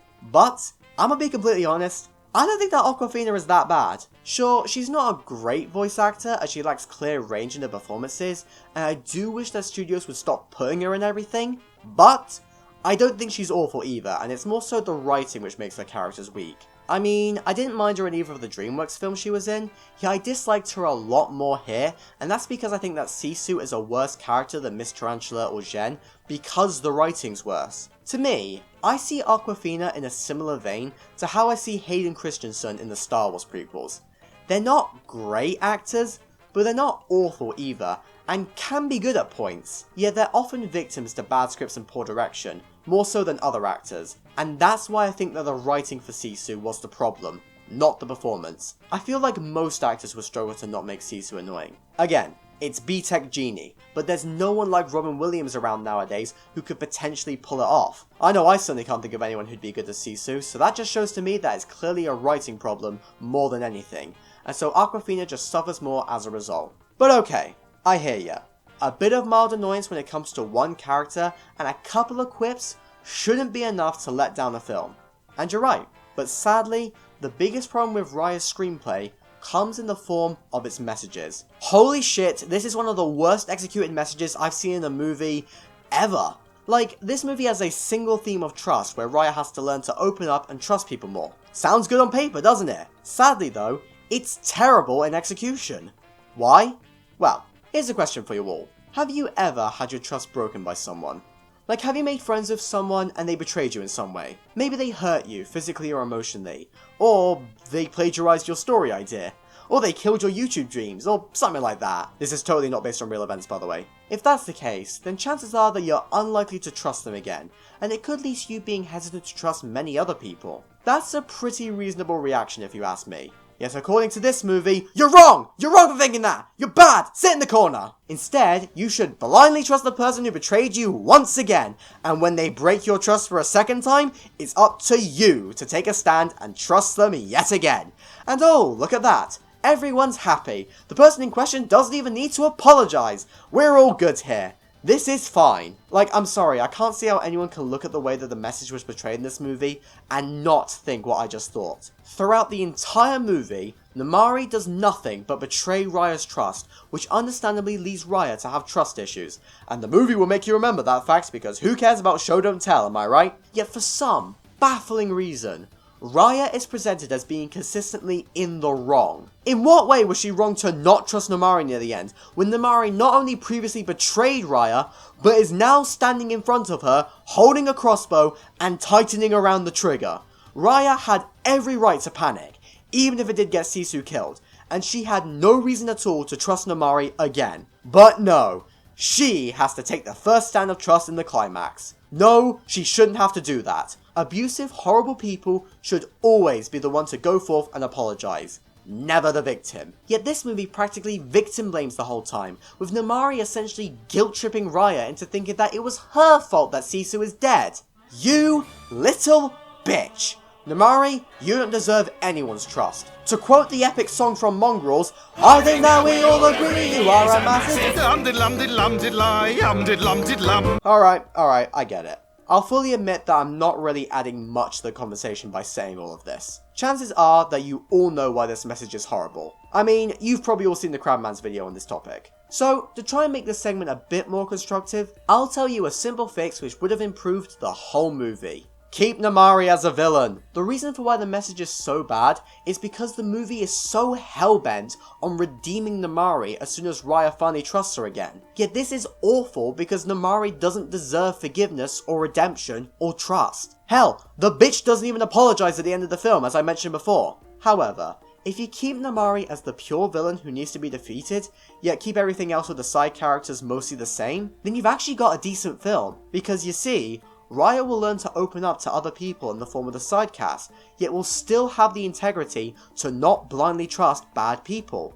And this works a lot better, because the message can show that it's okay to open up and trust more people, but you should be wary of the fact that some people don't deserve your trust. That's a lot more well balanced and healthy. Yes, it may not be great to not trust anyone at all, but at the same time, it's quite reasonable for a lot of people, and I think that the film should acknowledge that fact and show a bit more sympathy to those struggling with trust, whilst presenting a character who overcomes these thoughts, yet still remains true to themselves. Because, in all honesty, Raya did nothing wrong in this film and I'm on her side the whole time. So yeah, that was a very long rant all about why the message in this movie is so terrible, and how it could have easily been improved. But alas, as it is in the movie, it is actively harmful and completely backwards, and I'm a lot harsher on it because this movie is being shown to impressionable kids who will get the wrong idea. It's therefore even more harmful, and that's why it's ranked so low on this list. But, I'll be honest, I really wish the message wasn't so bad here. It permeates throughout the entire film, which thus ruins the whole experience. And that sucks, because, as I said at the start, there are many good things about this movie, particularly in a technical sense. For starters, I love the animation. It's absolutely gorgeous, and the fantasy world is presented in such a lush way with brilliant bits of nature, and I just love the look of all the different locations. I also love the look of the character designs, particularly in regards to the dragons. I know a lot of people said that the character design for Sisu wasn't very good, but I have to respectfully disagree, as I personally love the design. I also thought that the general art direction and cinematography was consistently fantastic. Once again, it showed off the world really well, but it also presented the action in brilliant ways. Not only were there some cool effects and split screens and whatnot, but stuff like the sword fight scene is really sick and well choreographed. And finally, the main thing carrying this movie for me are every character besides Sisu and Namari. Personally, I really liked Raya. I just love how much of an atypical Disney protagonist she is. She's jaded, a bit rough, and comes from the apocalypse, but she still has a spark and charisma to her, so she's incredibly endearing to watch as the protagonist. She's sympathetic and very likable. The only issues that I have with her are a few of the aforementioned MCU quips, but I still find her endearing in spite of the weak script. I just wish that she was in a better movie which recognised that she's actually likable, instead of blaming her for things she didn't even do wrong. And alongside Raya, the side casts were pretty likable as well. The Con Baby was funny and quite unexpected, Tong was pretty sweet, Tuk Tuk was cute, and Baun is a freaking legend. Again, I just wish that this cast was in a better movie. To be honest, these great characters are probably the reason for why Sisu didn't annoy me as much, as there were plenty of other faces for Raya to bounce off of. So yeah, there's clearly a lot that I liked here, which is why I've ranked this film a little bit higher in spite of its poor messages. But those messages really do kneecap things. In general, Raya and the Last Dragon has one of the worst Disney screenplays, and that therefore causes the movie to teeter into becoming kinda bad for me, in spite of its great elements. And that really upsets me, to be honest, as this could have been fantastic. But alas, it's not. I haven't seen Vivo, but sure, I guess it deserved a nomination over this film. I don't really care, to be honest. My constant complaints with all these movies are just draining me. Can we please just get to the likable films which don't have horrible characters or messages? Thank you. No, stop getting Bond wrong! The 2013 batch of films for this list was definitely one of the more mixed quality-wise. There were no doubt some great films nominated for this year. However, a lot of the more well-known and popular films from this batch weren't actually all that good. And that includes the film which easily felt like one of the biggest things ever to me as a kid. It seemed to be in my face everywhere I turned, whether it was at home, or at school, or in the supermarket or something. I just couldn't escape it even if I wanted to. And I'm certain that you all know this movie too well, to the point that some of you probably have a major vendetta against it. And I can see why, as it's not all that great, and it's probably annoying to see it everywhere. But, without further ado, Despicable Me 2 is pretty mediocre. Did I dupe any of you with that? Ah no, it's probably worth a shot. Look, I know that Frozen was everywhere back when it came out, but, for me at least, I actually felt like I was more exposed to Despicable Me 2 into the 2013 animated movies, and I think that this is because it was the more popular film in primary school. You see, amongst all of the kids there, Frozen was seen as the girls' movie, whilst Despicable Me 2 was perceived as being more enjoyable for everyone. This therefore meant that whenever a teacher at school wanted to put on a movie as a treat or something, Despicable Me 2 was often a popular choice with everyone, whilst Frozen was unpopular with the boys, besides me because I've always been different. And so, Despicable Me 2 felt like the movie that everyone was talking about and obsessing over back in the day. And this feeling that I had probably wasn't helped by the fact that most of my exposure to wider pop culture at the time came exclusively from school, due to the fact that I lived in a village and my internet feed consisted of Stampy and nothing else. So therefore, the movie that more people were talking about in school naturally felt way bigger than something like Frozen, despite the fact that I know now that this probably wasn't the case. Although, now that I think about it, Minion Armageddon was a very real thing back in the early 2010s, so maybe there is still some truth to my beliefs. Who knows, eh? Now, I know I just spent a lot of time talking about 2013 pop culture, which is probably something you don't care about, but the reason for why I did that is because I really don't have anything particularly interesting or unique to say in regards to Despicable Me 2, as this film is easily one of the safest and most bland movies from this whole list. Which makes sense considering the fact that it's the only Illumination film here, and Illumination films do have a bit of a reputation for being quite safe and bland. Now, I'll admit that I didn't actually think that this film was bad, per se, but it really doesn't have anything for me to talk about. It is a film which strived for really low goals, but that means that it achieved its goals pretty easily, to the point that I can't exactly talk about its missed opportunities or anything. Its simple goal was to be a goofy crime film for kids, and it did succeed at this in my opinion, to the point that I had an okay time whilst watching. It had some decent jokes here and there, as well as some good performances, especially from Steve Carell as Gru, who is obviously iconic. And it also has a pretty banging villain in the form of El Macho! Okay, sure, he's not as epic as Vector or anything, but he's still pretty fun to watch. Not to mention, I also found myself being surprisingly invested in the main romance between Gru and Lucy. It's nothing all that special, but it had its charm and was pretty sweet at points. And most importantly, their relationship was less toxic than Chico and Rita. As a whole, there's really nothing offensively bad in this movie, and a combination of some of its good jokes and my nostalgia towards it helped me to put the film above something like Ferdinand. But with that said, it's still not a particularly good movie, and that's mostly due to the pacing and story beats, which are both kinda bad. Basically, this film is all about finding the villain responsible for stealing a Russian laboratory, except it's not actually about that. Instead, this film keeps forgetting about this plot beat and instead throws in all these other random subplots which ultimately go nowhere and instead act as nothing more than filler.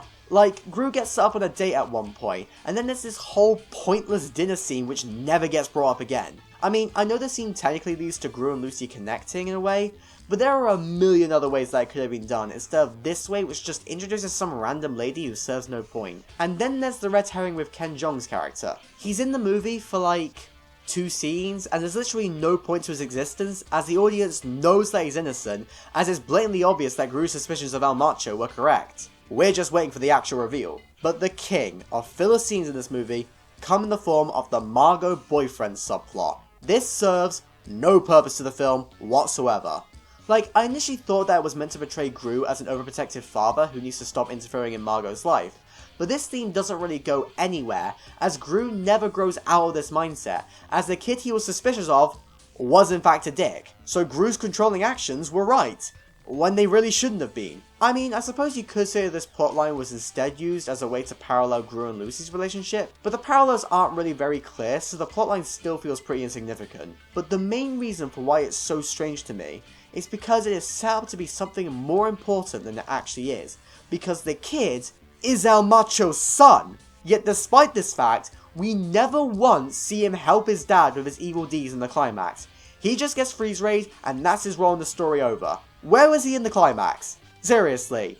Does he even know his dad's a supervillain? Like, I have no idea. Can this movie please stop wasting my time with these random plot beats which never go anywhere? It just feels like any semblance of a good story with interesting character moments was sacrificed in favour of light, fluffy, wacky shenanigans, and that becomes abundantly evident through the increase of minion scenes in this film. There are a lot more moments which solely focus on them, and these scenes just do not engage me at all. In fact, that's a sentiment which can be spread throughout the whole film. The constant filler here made it hard for me to engage myself with the film, which just means that I got kinda bored, until the decent climax sequence, which was actually quite enjoyable. And this therefore means that I couldn't really enjoy this film, even if I treated it as simple switch your brain off entertainment. As for some other points I have in relation to this movie, I like the Bond references, although I am really mad that they went to the effort to make an explicit reference to The Spy Who Loved Me, and brought in Steve Coogan to play one of the characters, yet they never bothered to make an Alan Partridge reference. Like, come on, that was a joke practically gift wrapped for you, and you didn't take it. Still, the reference to the Lotus was pretty cool. The tortilla hat is also the greatest thing ever put to cinema. Anyway, that's pretty much all the thoughts I had whilst watching this film. Overall, I guess I had more to say about this film than I expected, but still, I found myself feeling kind of indifferent throughout large portions of the runtime. It's evident to me that this film, just like a lot of Illumination's output, was made for kids and only for kids.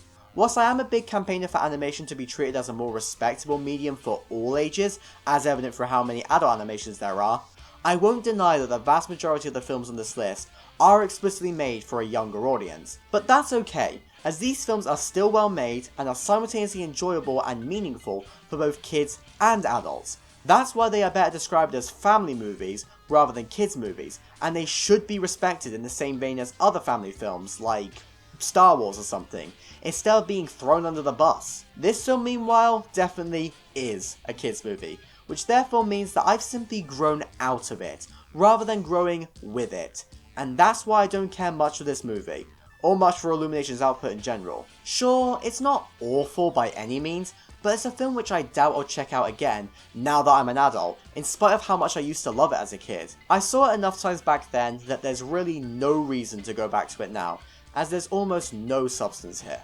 Look, I know not everyone likes Monsters University, but I personally really like it, and I can safely say that it was stuffed for a nomination as it is way better than this film. Oh well, at least this movie gave me an excuse to reference Alan Partridge in this video, so I guess it wasn't a complete waste of time for me. I wanted to watch Roger Moore necking with Fiona Fullerton.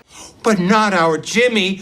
Couldn't be precious Jimmy. Ah, the 74th Academy Awards, a very significant award show for the purposes of this video. Why?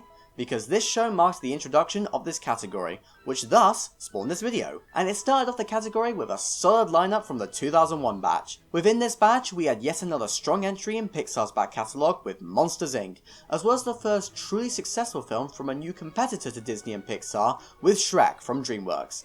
As soon as the Oscars began, Pixar had a worthy opponent, and their battle was legendary within the Academy. Meanwhile, Jimmy Neutron Boy Genius played the role of the quiet kid who sat in the corner whilst the other bigger students fought. Yeah, I think it's fair to say that Jimmy Neutron was absolutely the filler pick for this year, and was the film from this batch that very few people actually cared about. It had virtually no chance of winning at all, and instead just kind of existed. That's not to say that no one remembers it though. It was definitely decently popular at the time, and, as you all know, it did lead to a very successful Nickelodeon TV show. Plus, it is old enough to be nostalgic for many people. However, I had personally been completely out of the loop when it came to all things Jimmy Neutron before making this video. I had never seen the film before this marathon, and I still haven't seen a single episode of the TV show, as it really doesn't interest me now, and I never had access to Nickelodeon as a kid. To be fair though, who needed Nickelodeon as a British kid when you had these goats back in the day? Oh man, these shows were epic. Octonauts! Octonauts was peak! Oh man, it was awesome! Loved it. Loved Octonauts. Anything on CBBC is CBC. I love it. Love it. What was I doing again? Oh yeah, Jimmy Neutron. As a result of all this, my opinions on this movie are not influenced by nostalgia in any way. Don't worry though, we will get to the truly nostalgia biased movies eventually. So I'm probably a bit harsher on this movie in comparison to other people. However, in spite of that, I still had a surprisingly decent time with this movie. I mean, it's definitely not anything more than mediocre, but it equally wasn't horrendous either. But it does have problems. Now, as you can obviously see here, the most apparent problem with this movie is the animation. Wow, this is aged like milk. Seriously, I think that Toy Story looked better than this. Actually, scratch that. I know that Toy Story looks better than this. However, I personally don't mind it if a movie has bad animation. If the movie itself is good, I can look past its visual shortcomings. Therefore, the animation isn't the thing holding Jimmy Neutron back for me. Instead, the film is really lacking when it comes to the story. Now to be fair, I did think that the first half of the movie was pretty entertaining, as we got to see the wackiness of Jimmy's inventions and whatnot. Plus, the parents getting kidnapped was a good hook. And alongside that, I also thought that the first half easily had the film's best jokes. Speaking of which, Hugh Neutron is the craziest character I have ever seen, and I absolutely loved every frame with him in. I get why he's such a meme now. I just wish that he was in the movie more. However, by the time that the main space portion of the movie started, I became really disinterested. It basically just devolves into every generic kids sci-fi movie ever, and it really lacked anything memorable. Even Patrick Stewart as the villain was pretty forgettable, as he lacked any real stage presence or things to do. Overall, I became kinda bored by the end of the film. That's not to say that there aren't good elements here though. There's definitely still some creativity within these scenes, particularly with the use of fairground rides as rockets. Side note, but the Kids in America scene was absolutely banging. And alongside that, there was also a plot beat which I really appreciated here. You see, the aliens kidnapped the kids' parents, all because Jimmy sent them a message inviting them to Earth. This message is eventually revealed to all the other characters, which makes them realize that their current situation was all Jimmy's fault. And just like every other kids movie you've seen, the characters get angry at Jimmy and won't trust him, so they all part ways before reuniting in the climax. Oh wait, that's actually not what happens. Surprisingly, yes, the kids do get understandably frustrated, but it's not drawn out into some tedious argument where all the characters are mad and moping around. Instead, the only one who blames Jimmy is Jimmy. This then leads to Cindy, who was the character who was the meanest to Jimmy up to this point, giving him a pep talk to motivate him again, in what was honestly quite a nice scene. It was just a really refreshing change to a formula I am all too familiar with, and I really appreciated its inclusion. Overall, I do think that this movie has some merit to it, despite the fact that the overall package is pretty mediocre. As I said before, I thought that the first half was pretty entertaining, and there were some good moments by the end. On the whole, I definitely think that there's enough good here to make this an okay movie overall, and I can totally understand where the TV show took off afterwards. However, it is still a mostly forgettable and generic experience for me, which I can't really see myself watching again. Maybe I'd like it more if I had any connection to these characters, but I don't, so yeah. Outside the nominee shortlist, I haven't seen any of these movies, but Waking Life looks pretty interesting and unique, so maybe that should have received some recognition. I don't really know though. Or maybe the Oscars could have at least put Atlantis the Lost Empire on the shortlist. Yeah, for some reason it wasn't actually on there, yet all of these obscure films were. Atlantis definitely deserved a nomination over Jimmy Neutron, even if Jimmy Neutron isn't an awful film by any means. It's a perfectly okay movie. And that's all that I have to say. I'm sure the TV show's decent, but I ain't watching it. I've got more important things to watch. Like the next film on this list. Savage Stone Age! The Croods is a perfectly okay movie, which has some decent elements to it, but it's overall pretty bland and forgettable.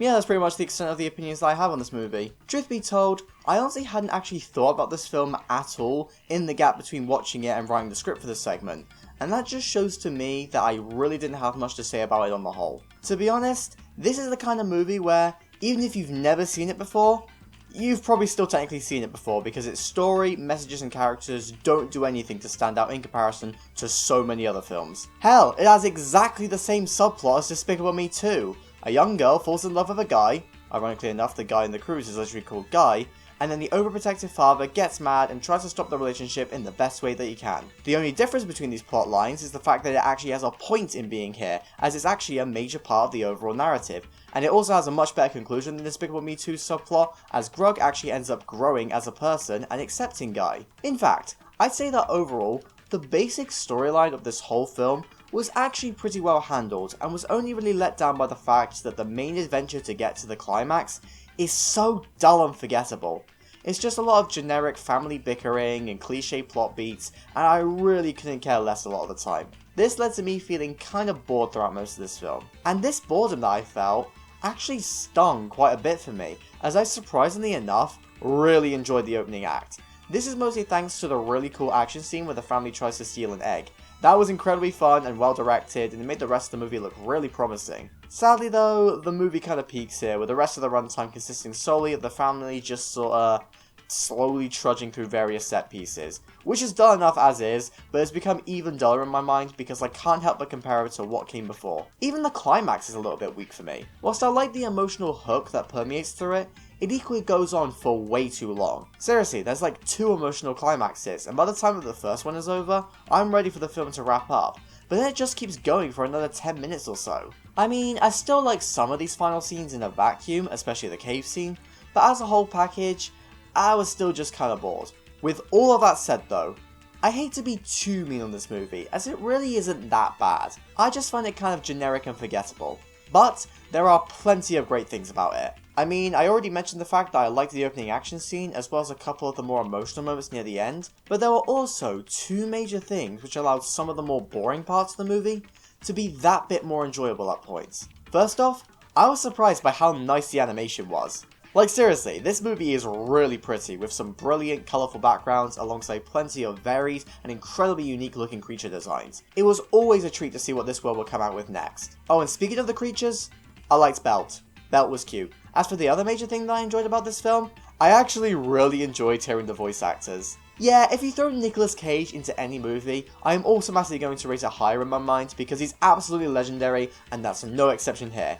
He's so goofy and over the top, but it works so well alongside the goofy caveman character that is Grug. In fact, I was surprised by how much I enjoyed Grug even outside of the performance, as some of his written jokes were brilliant, such as with all the times where he wished for death upon his mother-in-law. Those moments genuinely made me laugh out loud. Just like with a lot of other DreamWorks movies, The Croods has a lot of great meme moments which help to keep me entertained. The caveman inventing modern stuff scene in the middle of the film is definitely quite pointless, but I'm glad it's here because it was one of the most memorable and entertaining scenes from the whole movie, because it could be memed so much. But even alongside the funny Nick Cage caveman known as Grug, I was also surprised by some of the other celebrities they got for this movie. Like, why did nobody tell me that two-time Academy Award winner Emma Stone played Eep in this movie? I mean, I know she wasn't an Academy Award winner back when this movie came out, but still, she's an actress that I never would have expected to see in an animated caveman comedy alongside Nick Cage. But you know what? I'm glad that she was here, as she was great. I also really liked Ryan Reynolds as Guy. I thought that he was really funny and his performance bounced off Nicolas Cage incredibly well. Although, I am wondering why Emma Stone has been typecast as the girl falling in love with a man played by an actor called Ryan. It's a very specific coincidence. Huh. Anyway, that's pretty much all I have to say about The Croods. It's got some good voice performances, pretty animation, and a few good jokes and solid emotional beats, but that's not enough to save this movie from being pretty forgettable on the whole. If you choose to skip it, you're really not missing out on much outside of a few Nick Cage memes. Still, it's not awful, and it's a much tighter story than Despicable Me 2, which is why I would call it the superior film to that. Monsters University is still better and more deserving of a nomination though. Doesn't it make you proud to be Scottish? It's shite being Scottish! Brave is not awful, to be fair. Like, in contrast to a lot of other people who are very critical of this movie, I personally think that it does have a lot of good elements to it.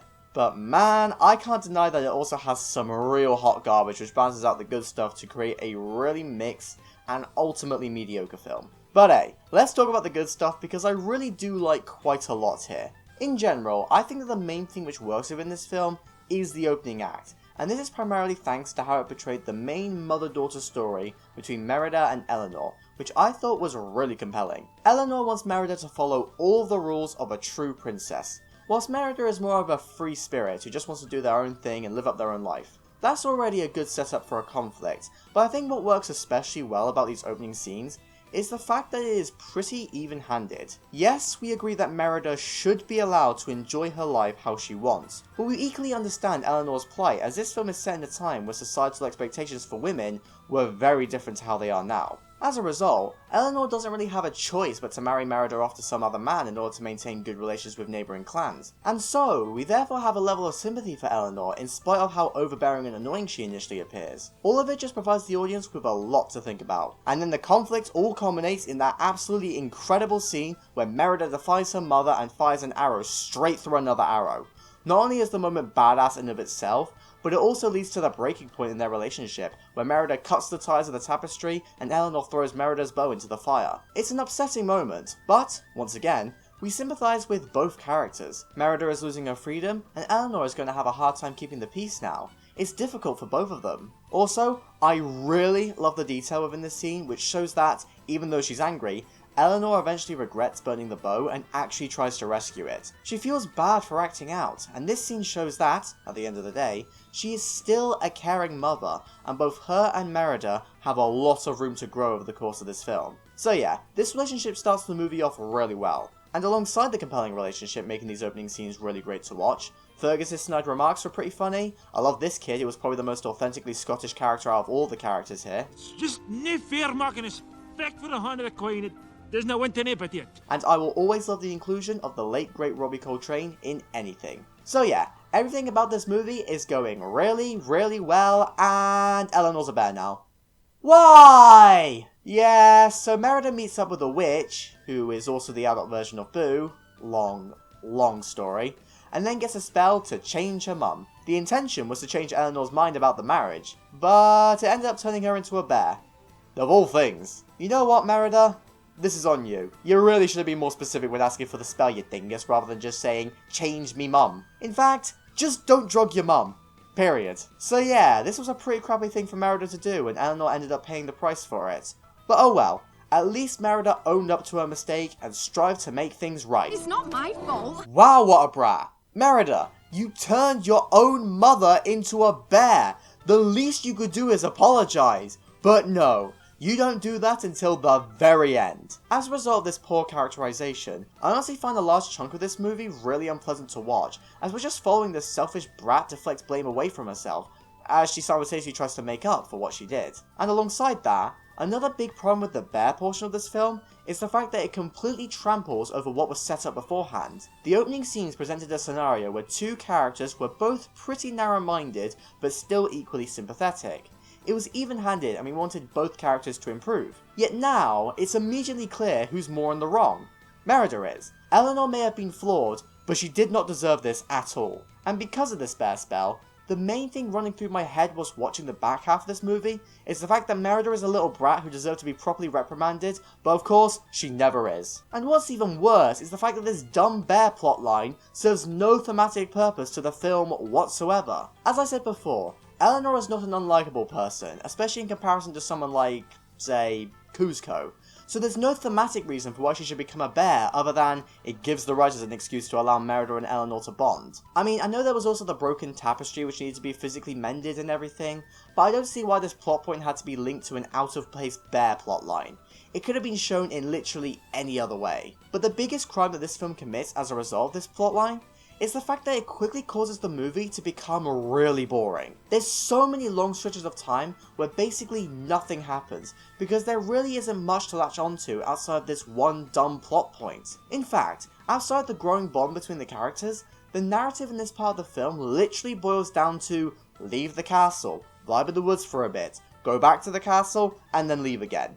That's it, and it's just as dull and repetitive as it sounds. I just feel like there are a million more interesting ways that this story could have been told. I definitely think that I would have preferred this film if it was a simple slice of life tale, rather than this half-baked fantasy story. Oh, and I also entirely forgot about the villain's existence until, like, my third draft of this segment of the script. That just says it all, doesn't it? No one remembers Mordu, no one cares about Mordu, you could take him out of the film entirely, and the basic family narrative would stay exactly the same. Once again, this is another example of how this film is just so dull at points. However, the dumb, boring direction that this film takes in its second half is not the only issue that I have with the film. I know I said before that there were some funny moments in the opening act of this film, but, to be honest, I'd actually say that as a whole package, this is a deeply unfunny movie. There's honestly some really bad jokes here, especially with the triplets who never once made me laugh. Also, whilst the scenery looked really nice in this movie, I thought that the lighting was terrible. I know that medieval Scotland was pretty dark, as light bulbs obviously didn't exist, and the sky is permanently grey and everything. But come on, I couldn't see what was going on half the time. The final fight with Mordu especially felt way too dark, which just led to a pretty clunky climax on the whole. So yeah, Brave to me is a movie with a lot of great ideas, which went completely off the rails after it stupidly decided to turn Eleanor into a bear for no reason. It's very boring at many points, and it really annoys me because it had the potential to be something really great. However, as it stands, it is one of Pixar's most mediocre and forgettable films, and it absolutely did not deserve to win its Oscar. I actually think that the 2012 lineup of films is pretty underrated on the whole, but most people kind of write off this year purely because Brave won, despite it being easily the worst film of the batch. Hell, Brave didn't even deserve to be nominated this year, as Rise of the Guardians is honestly way better. But no, we gotta shower this mid-film with praise just because it's Pixar. Thankfully, Brave's opening is so good that I'm able to enjoy this film a little bit more than some other people do. Plus, there may be a little bit of Scottish bias with me, as I am half Scottish, and so I like seeing a movie all about the Scots.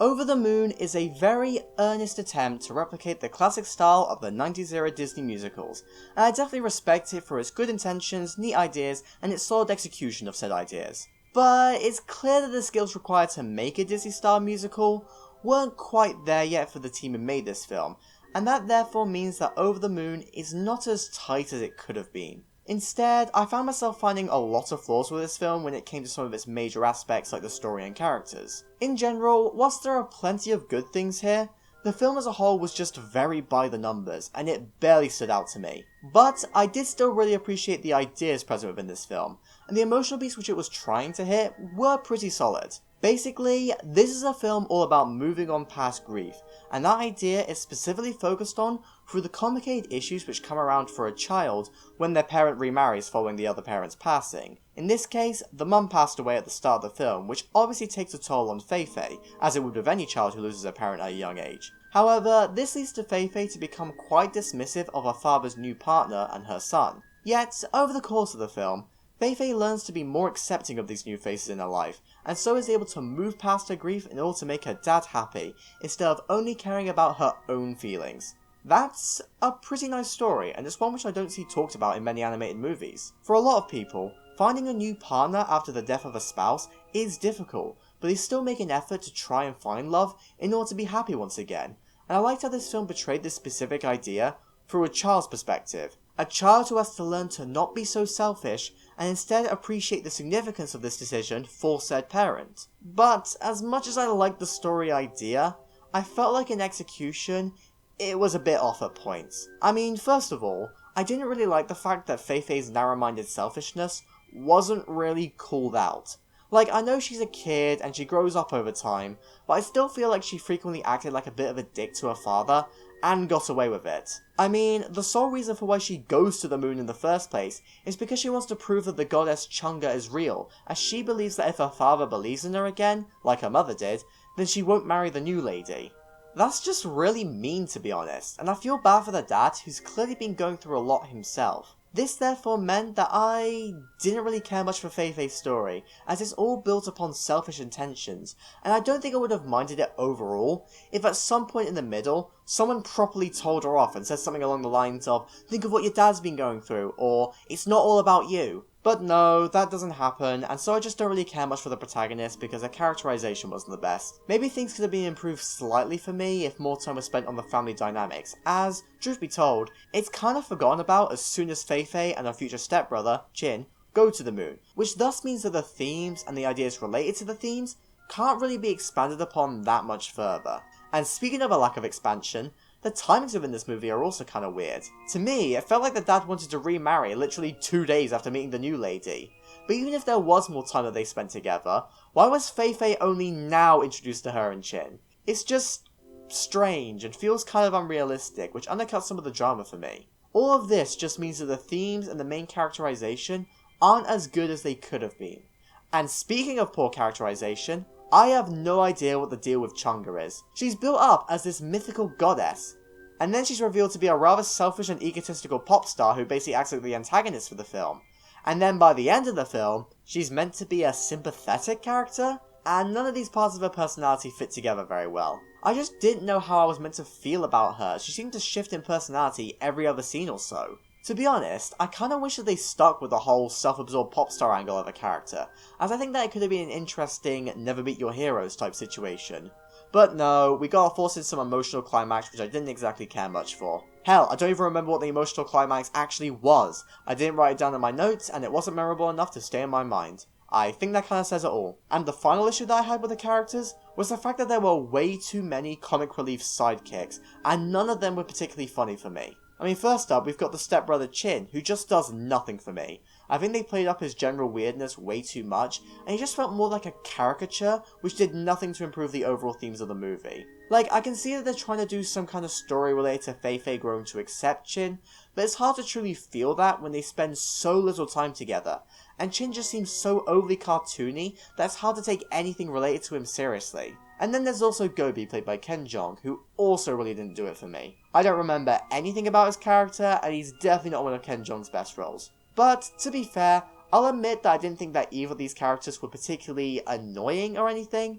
They were more so just kind of bland, and once again, pretty generic like a lot of this film. Speaking of which, the plot for this film is just non-existent by the second half. Like, the plot is literally just Fei-Fei leaving the city to go to a rocket to grab something, and then going back to the city, whilst Chin plays a bit of whiff-waff, and that's kinda it. It's not particularly interesting. So yeah, this film's not really blowing me away, even though I appreciate its earnest ideas. With that said though, the visuals carry a lot of this film. Now, this is definitely not the prettiest movie of all time or anything, but it's super colourful and I really like that. I'm a big fan of colourful movies, and this one is just a pure explosion of colour, and I really dig it. Some people may find these sky-high Sunday looking sets a little bit OTT, but I kinda loved it to be honest. I also thought that the songs weren't too bad here. Now, they're definitely not going to be topping the charts or anything, and they weren't that memorable, but none of them were particularly annoying, and they all fit each scene pretty well. Although I am convinced that the main Ultra Luminary song was conceived as its own thing first, and the rest of the movie was just built around it, because they went so hard for that song and the sequence around it, and it just feels like it was desperately trying to be a chart topper, and needed a movie alongside it for more staying power. I can see why people thought it had staying power though, as it is a pretty decent song, and it did successfully get stuck in my head for about a week after watching this film. And alongside all of that, there were some moments within the film which I had a good time just kind of vibing with. I thought that the opening scenes were pretty enjoyable. And speaking of those scenes, it was nice to learn that Fei-Fei's dad was played by John Cho. You know, Harold. I'm always proud of myself when I get a chance to reference Harold and Kumar. However, I say that the movie absolutely peaked whenever it focused on Bungie the rabbit, because oh my goodness, that's the cutest fucking thing I've ever seen in my entire life. Seriously, if you do not think that Bungie is absolutely adorable, you're dead inside. Her subplot with the other rabbit was technically kind of pointless on a narrative level, but it was my favourite plotline in the movie because it was so precious and left me with one of the biggest grins on my face. I mean, just look at them. I love it. I love it so much. Also, bonus points for not forcing a celebrity to play Bungie. Silence is a bliss sometimes. So, in short, Over the Moon's alright. It had plenty of neat ideas, it's a very cute and pretty movie, and it's certainly well intentioned and quite creative I suppose. It just desperately needed a more engaging story in its second half, and a lot more refinement when it came to its characterization. But I'd absolutely love to see this team tackle another film at some point, because I do see so much potential here. Even if I still don't care much for this film specifically. Although, I do get why it was nominated, as basically nothing came out in 2020, so the Academy probably just took whatever they could get when it came to nominations. And that's fair enough, I say. Even if all of the other nominations within this batch were way better. You are my brother! Brother Bear is a lot like Brave in many ways. Both of them are films where I can very clearly see the potential that they had for success, before they ultimately failed as a result of various stupid decisions. And weirdly enough, the biggest stupid decision for both of these movies was linked to one of the main characters becoming a bear. It's a very specific similarity. Now, unlike Brave to some extent, I know that there are many people who will jump to defend Brother Bear to the ends of the earth, and, based off of its good elements, I can honestly understand why. In fact, the good elements for this film are honestly better than the good elements of Brave, which is the main reason for why I ultimately preferred this film. However, I still have a lot that I can criticize about this movie. But damn it, I wish I felt the same way about it as the Brother Bear stands do. In saying that though, I think it's fair to address the film's good elements first, in order to show that this movie does still have a lot of merit to me. I think it's fair to say that this movie absolutely peaks whenever it features the humans in any way. The opening 20 minutes, which exclusively focused on Kenai as a human and his relationship with his brothers, were absolutely fantastic and fun and breathtaking in a lot of ways. The animation is consistently amazing, in fact it stays that way throughout the whole movie, and by the end of this sequence, it becomes devastating and emotional and tense after Sitka dies and Kenai lashes out on the bear that killed him. By this point in the film,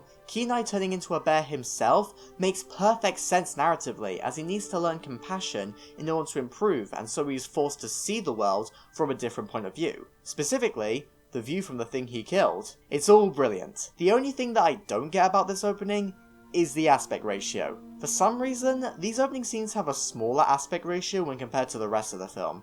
I don't really know why. I think that maybe it was done to symbolize Kenai seeing the world differently as a bear or something, but I can't say that for certain. Now, normally I wouldn't mind a change in aspect ratio, but in this case, they made the opening scene so damn small to the point that I couldn't appreciate the visuals properly, and had to practically squint to see what was going on. Anyway, back to the content of the film itself. As I said before, any scene with the humans in is fantastic, and that extends beyond the opening, which can be shown through how tense and emotionally investing the film becomes whenever Dahani is hunting down Kenai as a bear, with the mindset that Kenai is dead and the bear killed him. It's really tragic and is a super unique conflict for a film like this. But the intensity within this film easily peaks during the scene where Kenai realizes that the bear he killed at the start was in fact Coda's mother. Holy shit, was all that I said whilst watching that scene. And I knew the twist beforehand. It was just so well done and effective that the impact remained the same for me. Oh, and the ending! Man, that was so good. Seeing Sitka and Coda's mother ascend together was so symbolically powerful in many ways. They died in basically the same way, which was to protect the one who they cared for the most. This is why they don't seem angry with each other in spite of everything, as they understand what the other went through. I also think that this ending does a great job in showing the power of forgiveness, and I think it works especially well when you compare it to Raya and the Last Dragon. Koda has every right to not forgive Kenai, but he does anyway because he can see how truly sorry Kenai is, and how much he has grown over the course of the whole film, which probably took place over the course of multiple weeks. Kenai is the one who has to own up to his mistakes and make the first stand, and Koda decides that he wants to ultimately forgive him by his own choice. It all just strengthens their bond and leads to such a satisfying conclusion. So yeah, with all the good in this movie, I can't possibly call the film bad.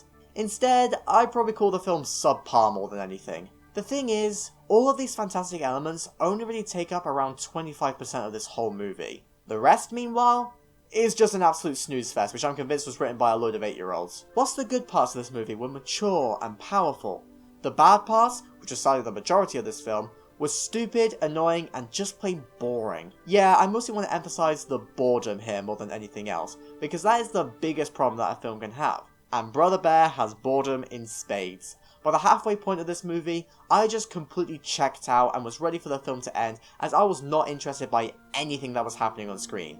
Until my attention was jolted back by the human stuff once again. In my mind, the vast majority of this movie was nothing more than wacky animal hijinks with nothing interesting going on in relation to it. The plot seems to devolve into nothing more than Koda and Kenai going to a place, doing some random shit, and then leaving. I mean, they meet these pointless goat characters who have no bearing on the plot whatsoever, they go to a salmon run where the bears just muck around for a bit, and they're consistently accompanied by some moose who, to be fair, are okay comic relief characters at the end of the day, even if they're not super memorable. Although, one of them is voiced by Rick Moranis of all people, so that's something interesting I guess. But yeah, most of this film is just really boring to me, and the talking animal hijinks makes the movie a lot more kiddie than it should have been. Spoilers for later on this list, but when I was watching this film, the main thing to go through my head was, God, I wish this was more like Spirit. You'll understand fully why I thought that later in this list. However, the boring middle isn't even the worst part of this movie. Earlier, I praised the scene where Kenai realized the truth of what he did. It still is a fantastic scene, don't get me wrong. However, I am sad to report that the scene immediately afterwards, which is supposed to be the emotional climax of the film, is laughably bad. Kenai begins to tell Koda the truth of what happened, and it's looking like we're going to get an absolutely devastating scene with betrayal and heartbreak. But then the characters are muted in favour of the corniest Phil Collins song I've ever heard in my life, which is just so bad and so cheesy that I was laughing out loud at what should have been the most emotional scene. Brother Bear, I let you down. Wow, what a fail. Who the hell approved this? Seriously. In fact, on the relevant topic of Phil Collins, I think his songs within this movie are honestly a perfect 50-50 split between being good and bad for me, which means that his presence here is more mixed rather than generally positive like his presence in Tarzan. The corny climax song is terrible as I mentioned before, and the Salmon Run song is also pretty cheesy and sounds more like something you'd hear in a holiday advert. However, these stinkers are absolutely counteracted by the opening song as well as On My Way, which are both absolute bangers. So I'm really not sure what to think of Phil Collins' presence within this movie as a whole package. Another thing which I wasn't a big fan of here was Joaquin Phoenix's vocal performance, as it honestly sounded really off to me. But to be fair, I have definitely heard worse voice acting in an animated film, and I'd say that he was ultimately pretty passable all things considered, even if I would have gone with someone else. And finally, I don't know how to feel about Koda.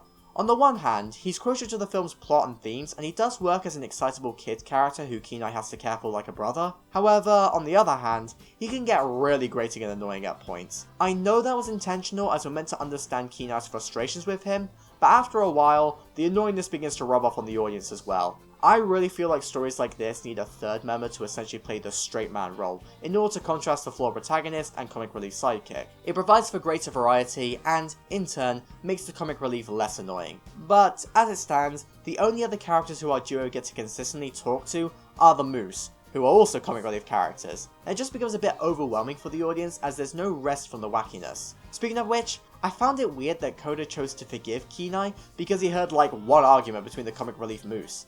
Like, really? That's all it took for you to change your mind? It was a bit weird for me. But it did lead to the brilliant ending, so I didn't mind too much.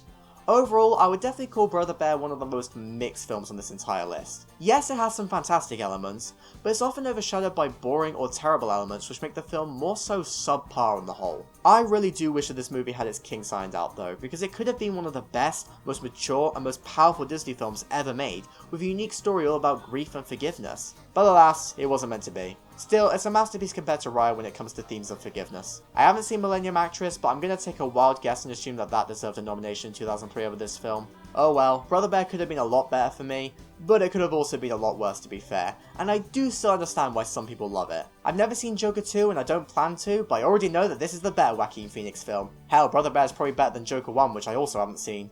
And on that note, let's move on. You are now with child. Do you all remember when I made an effort to emphasize the subjectivity present within this ranking way back at the start during the intro?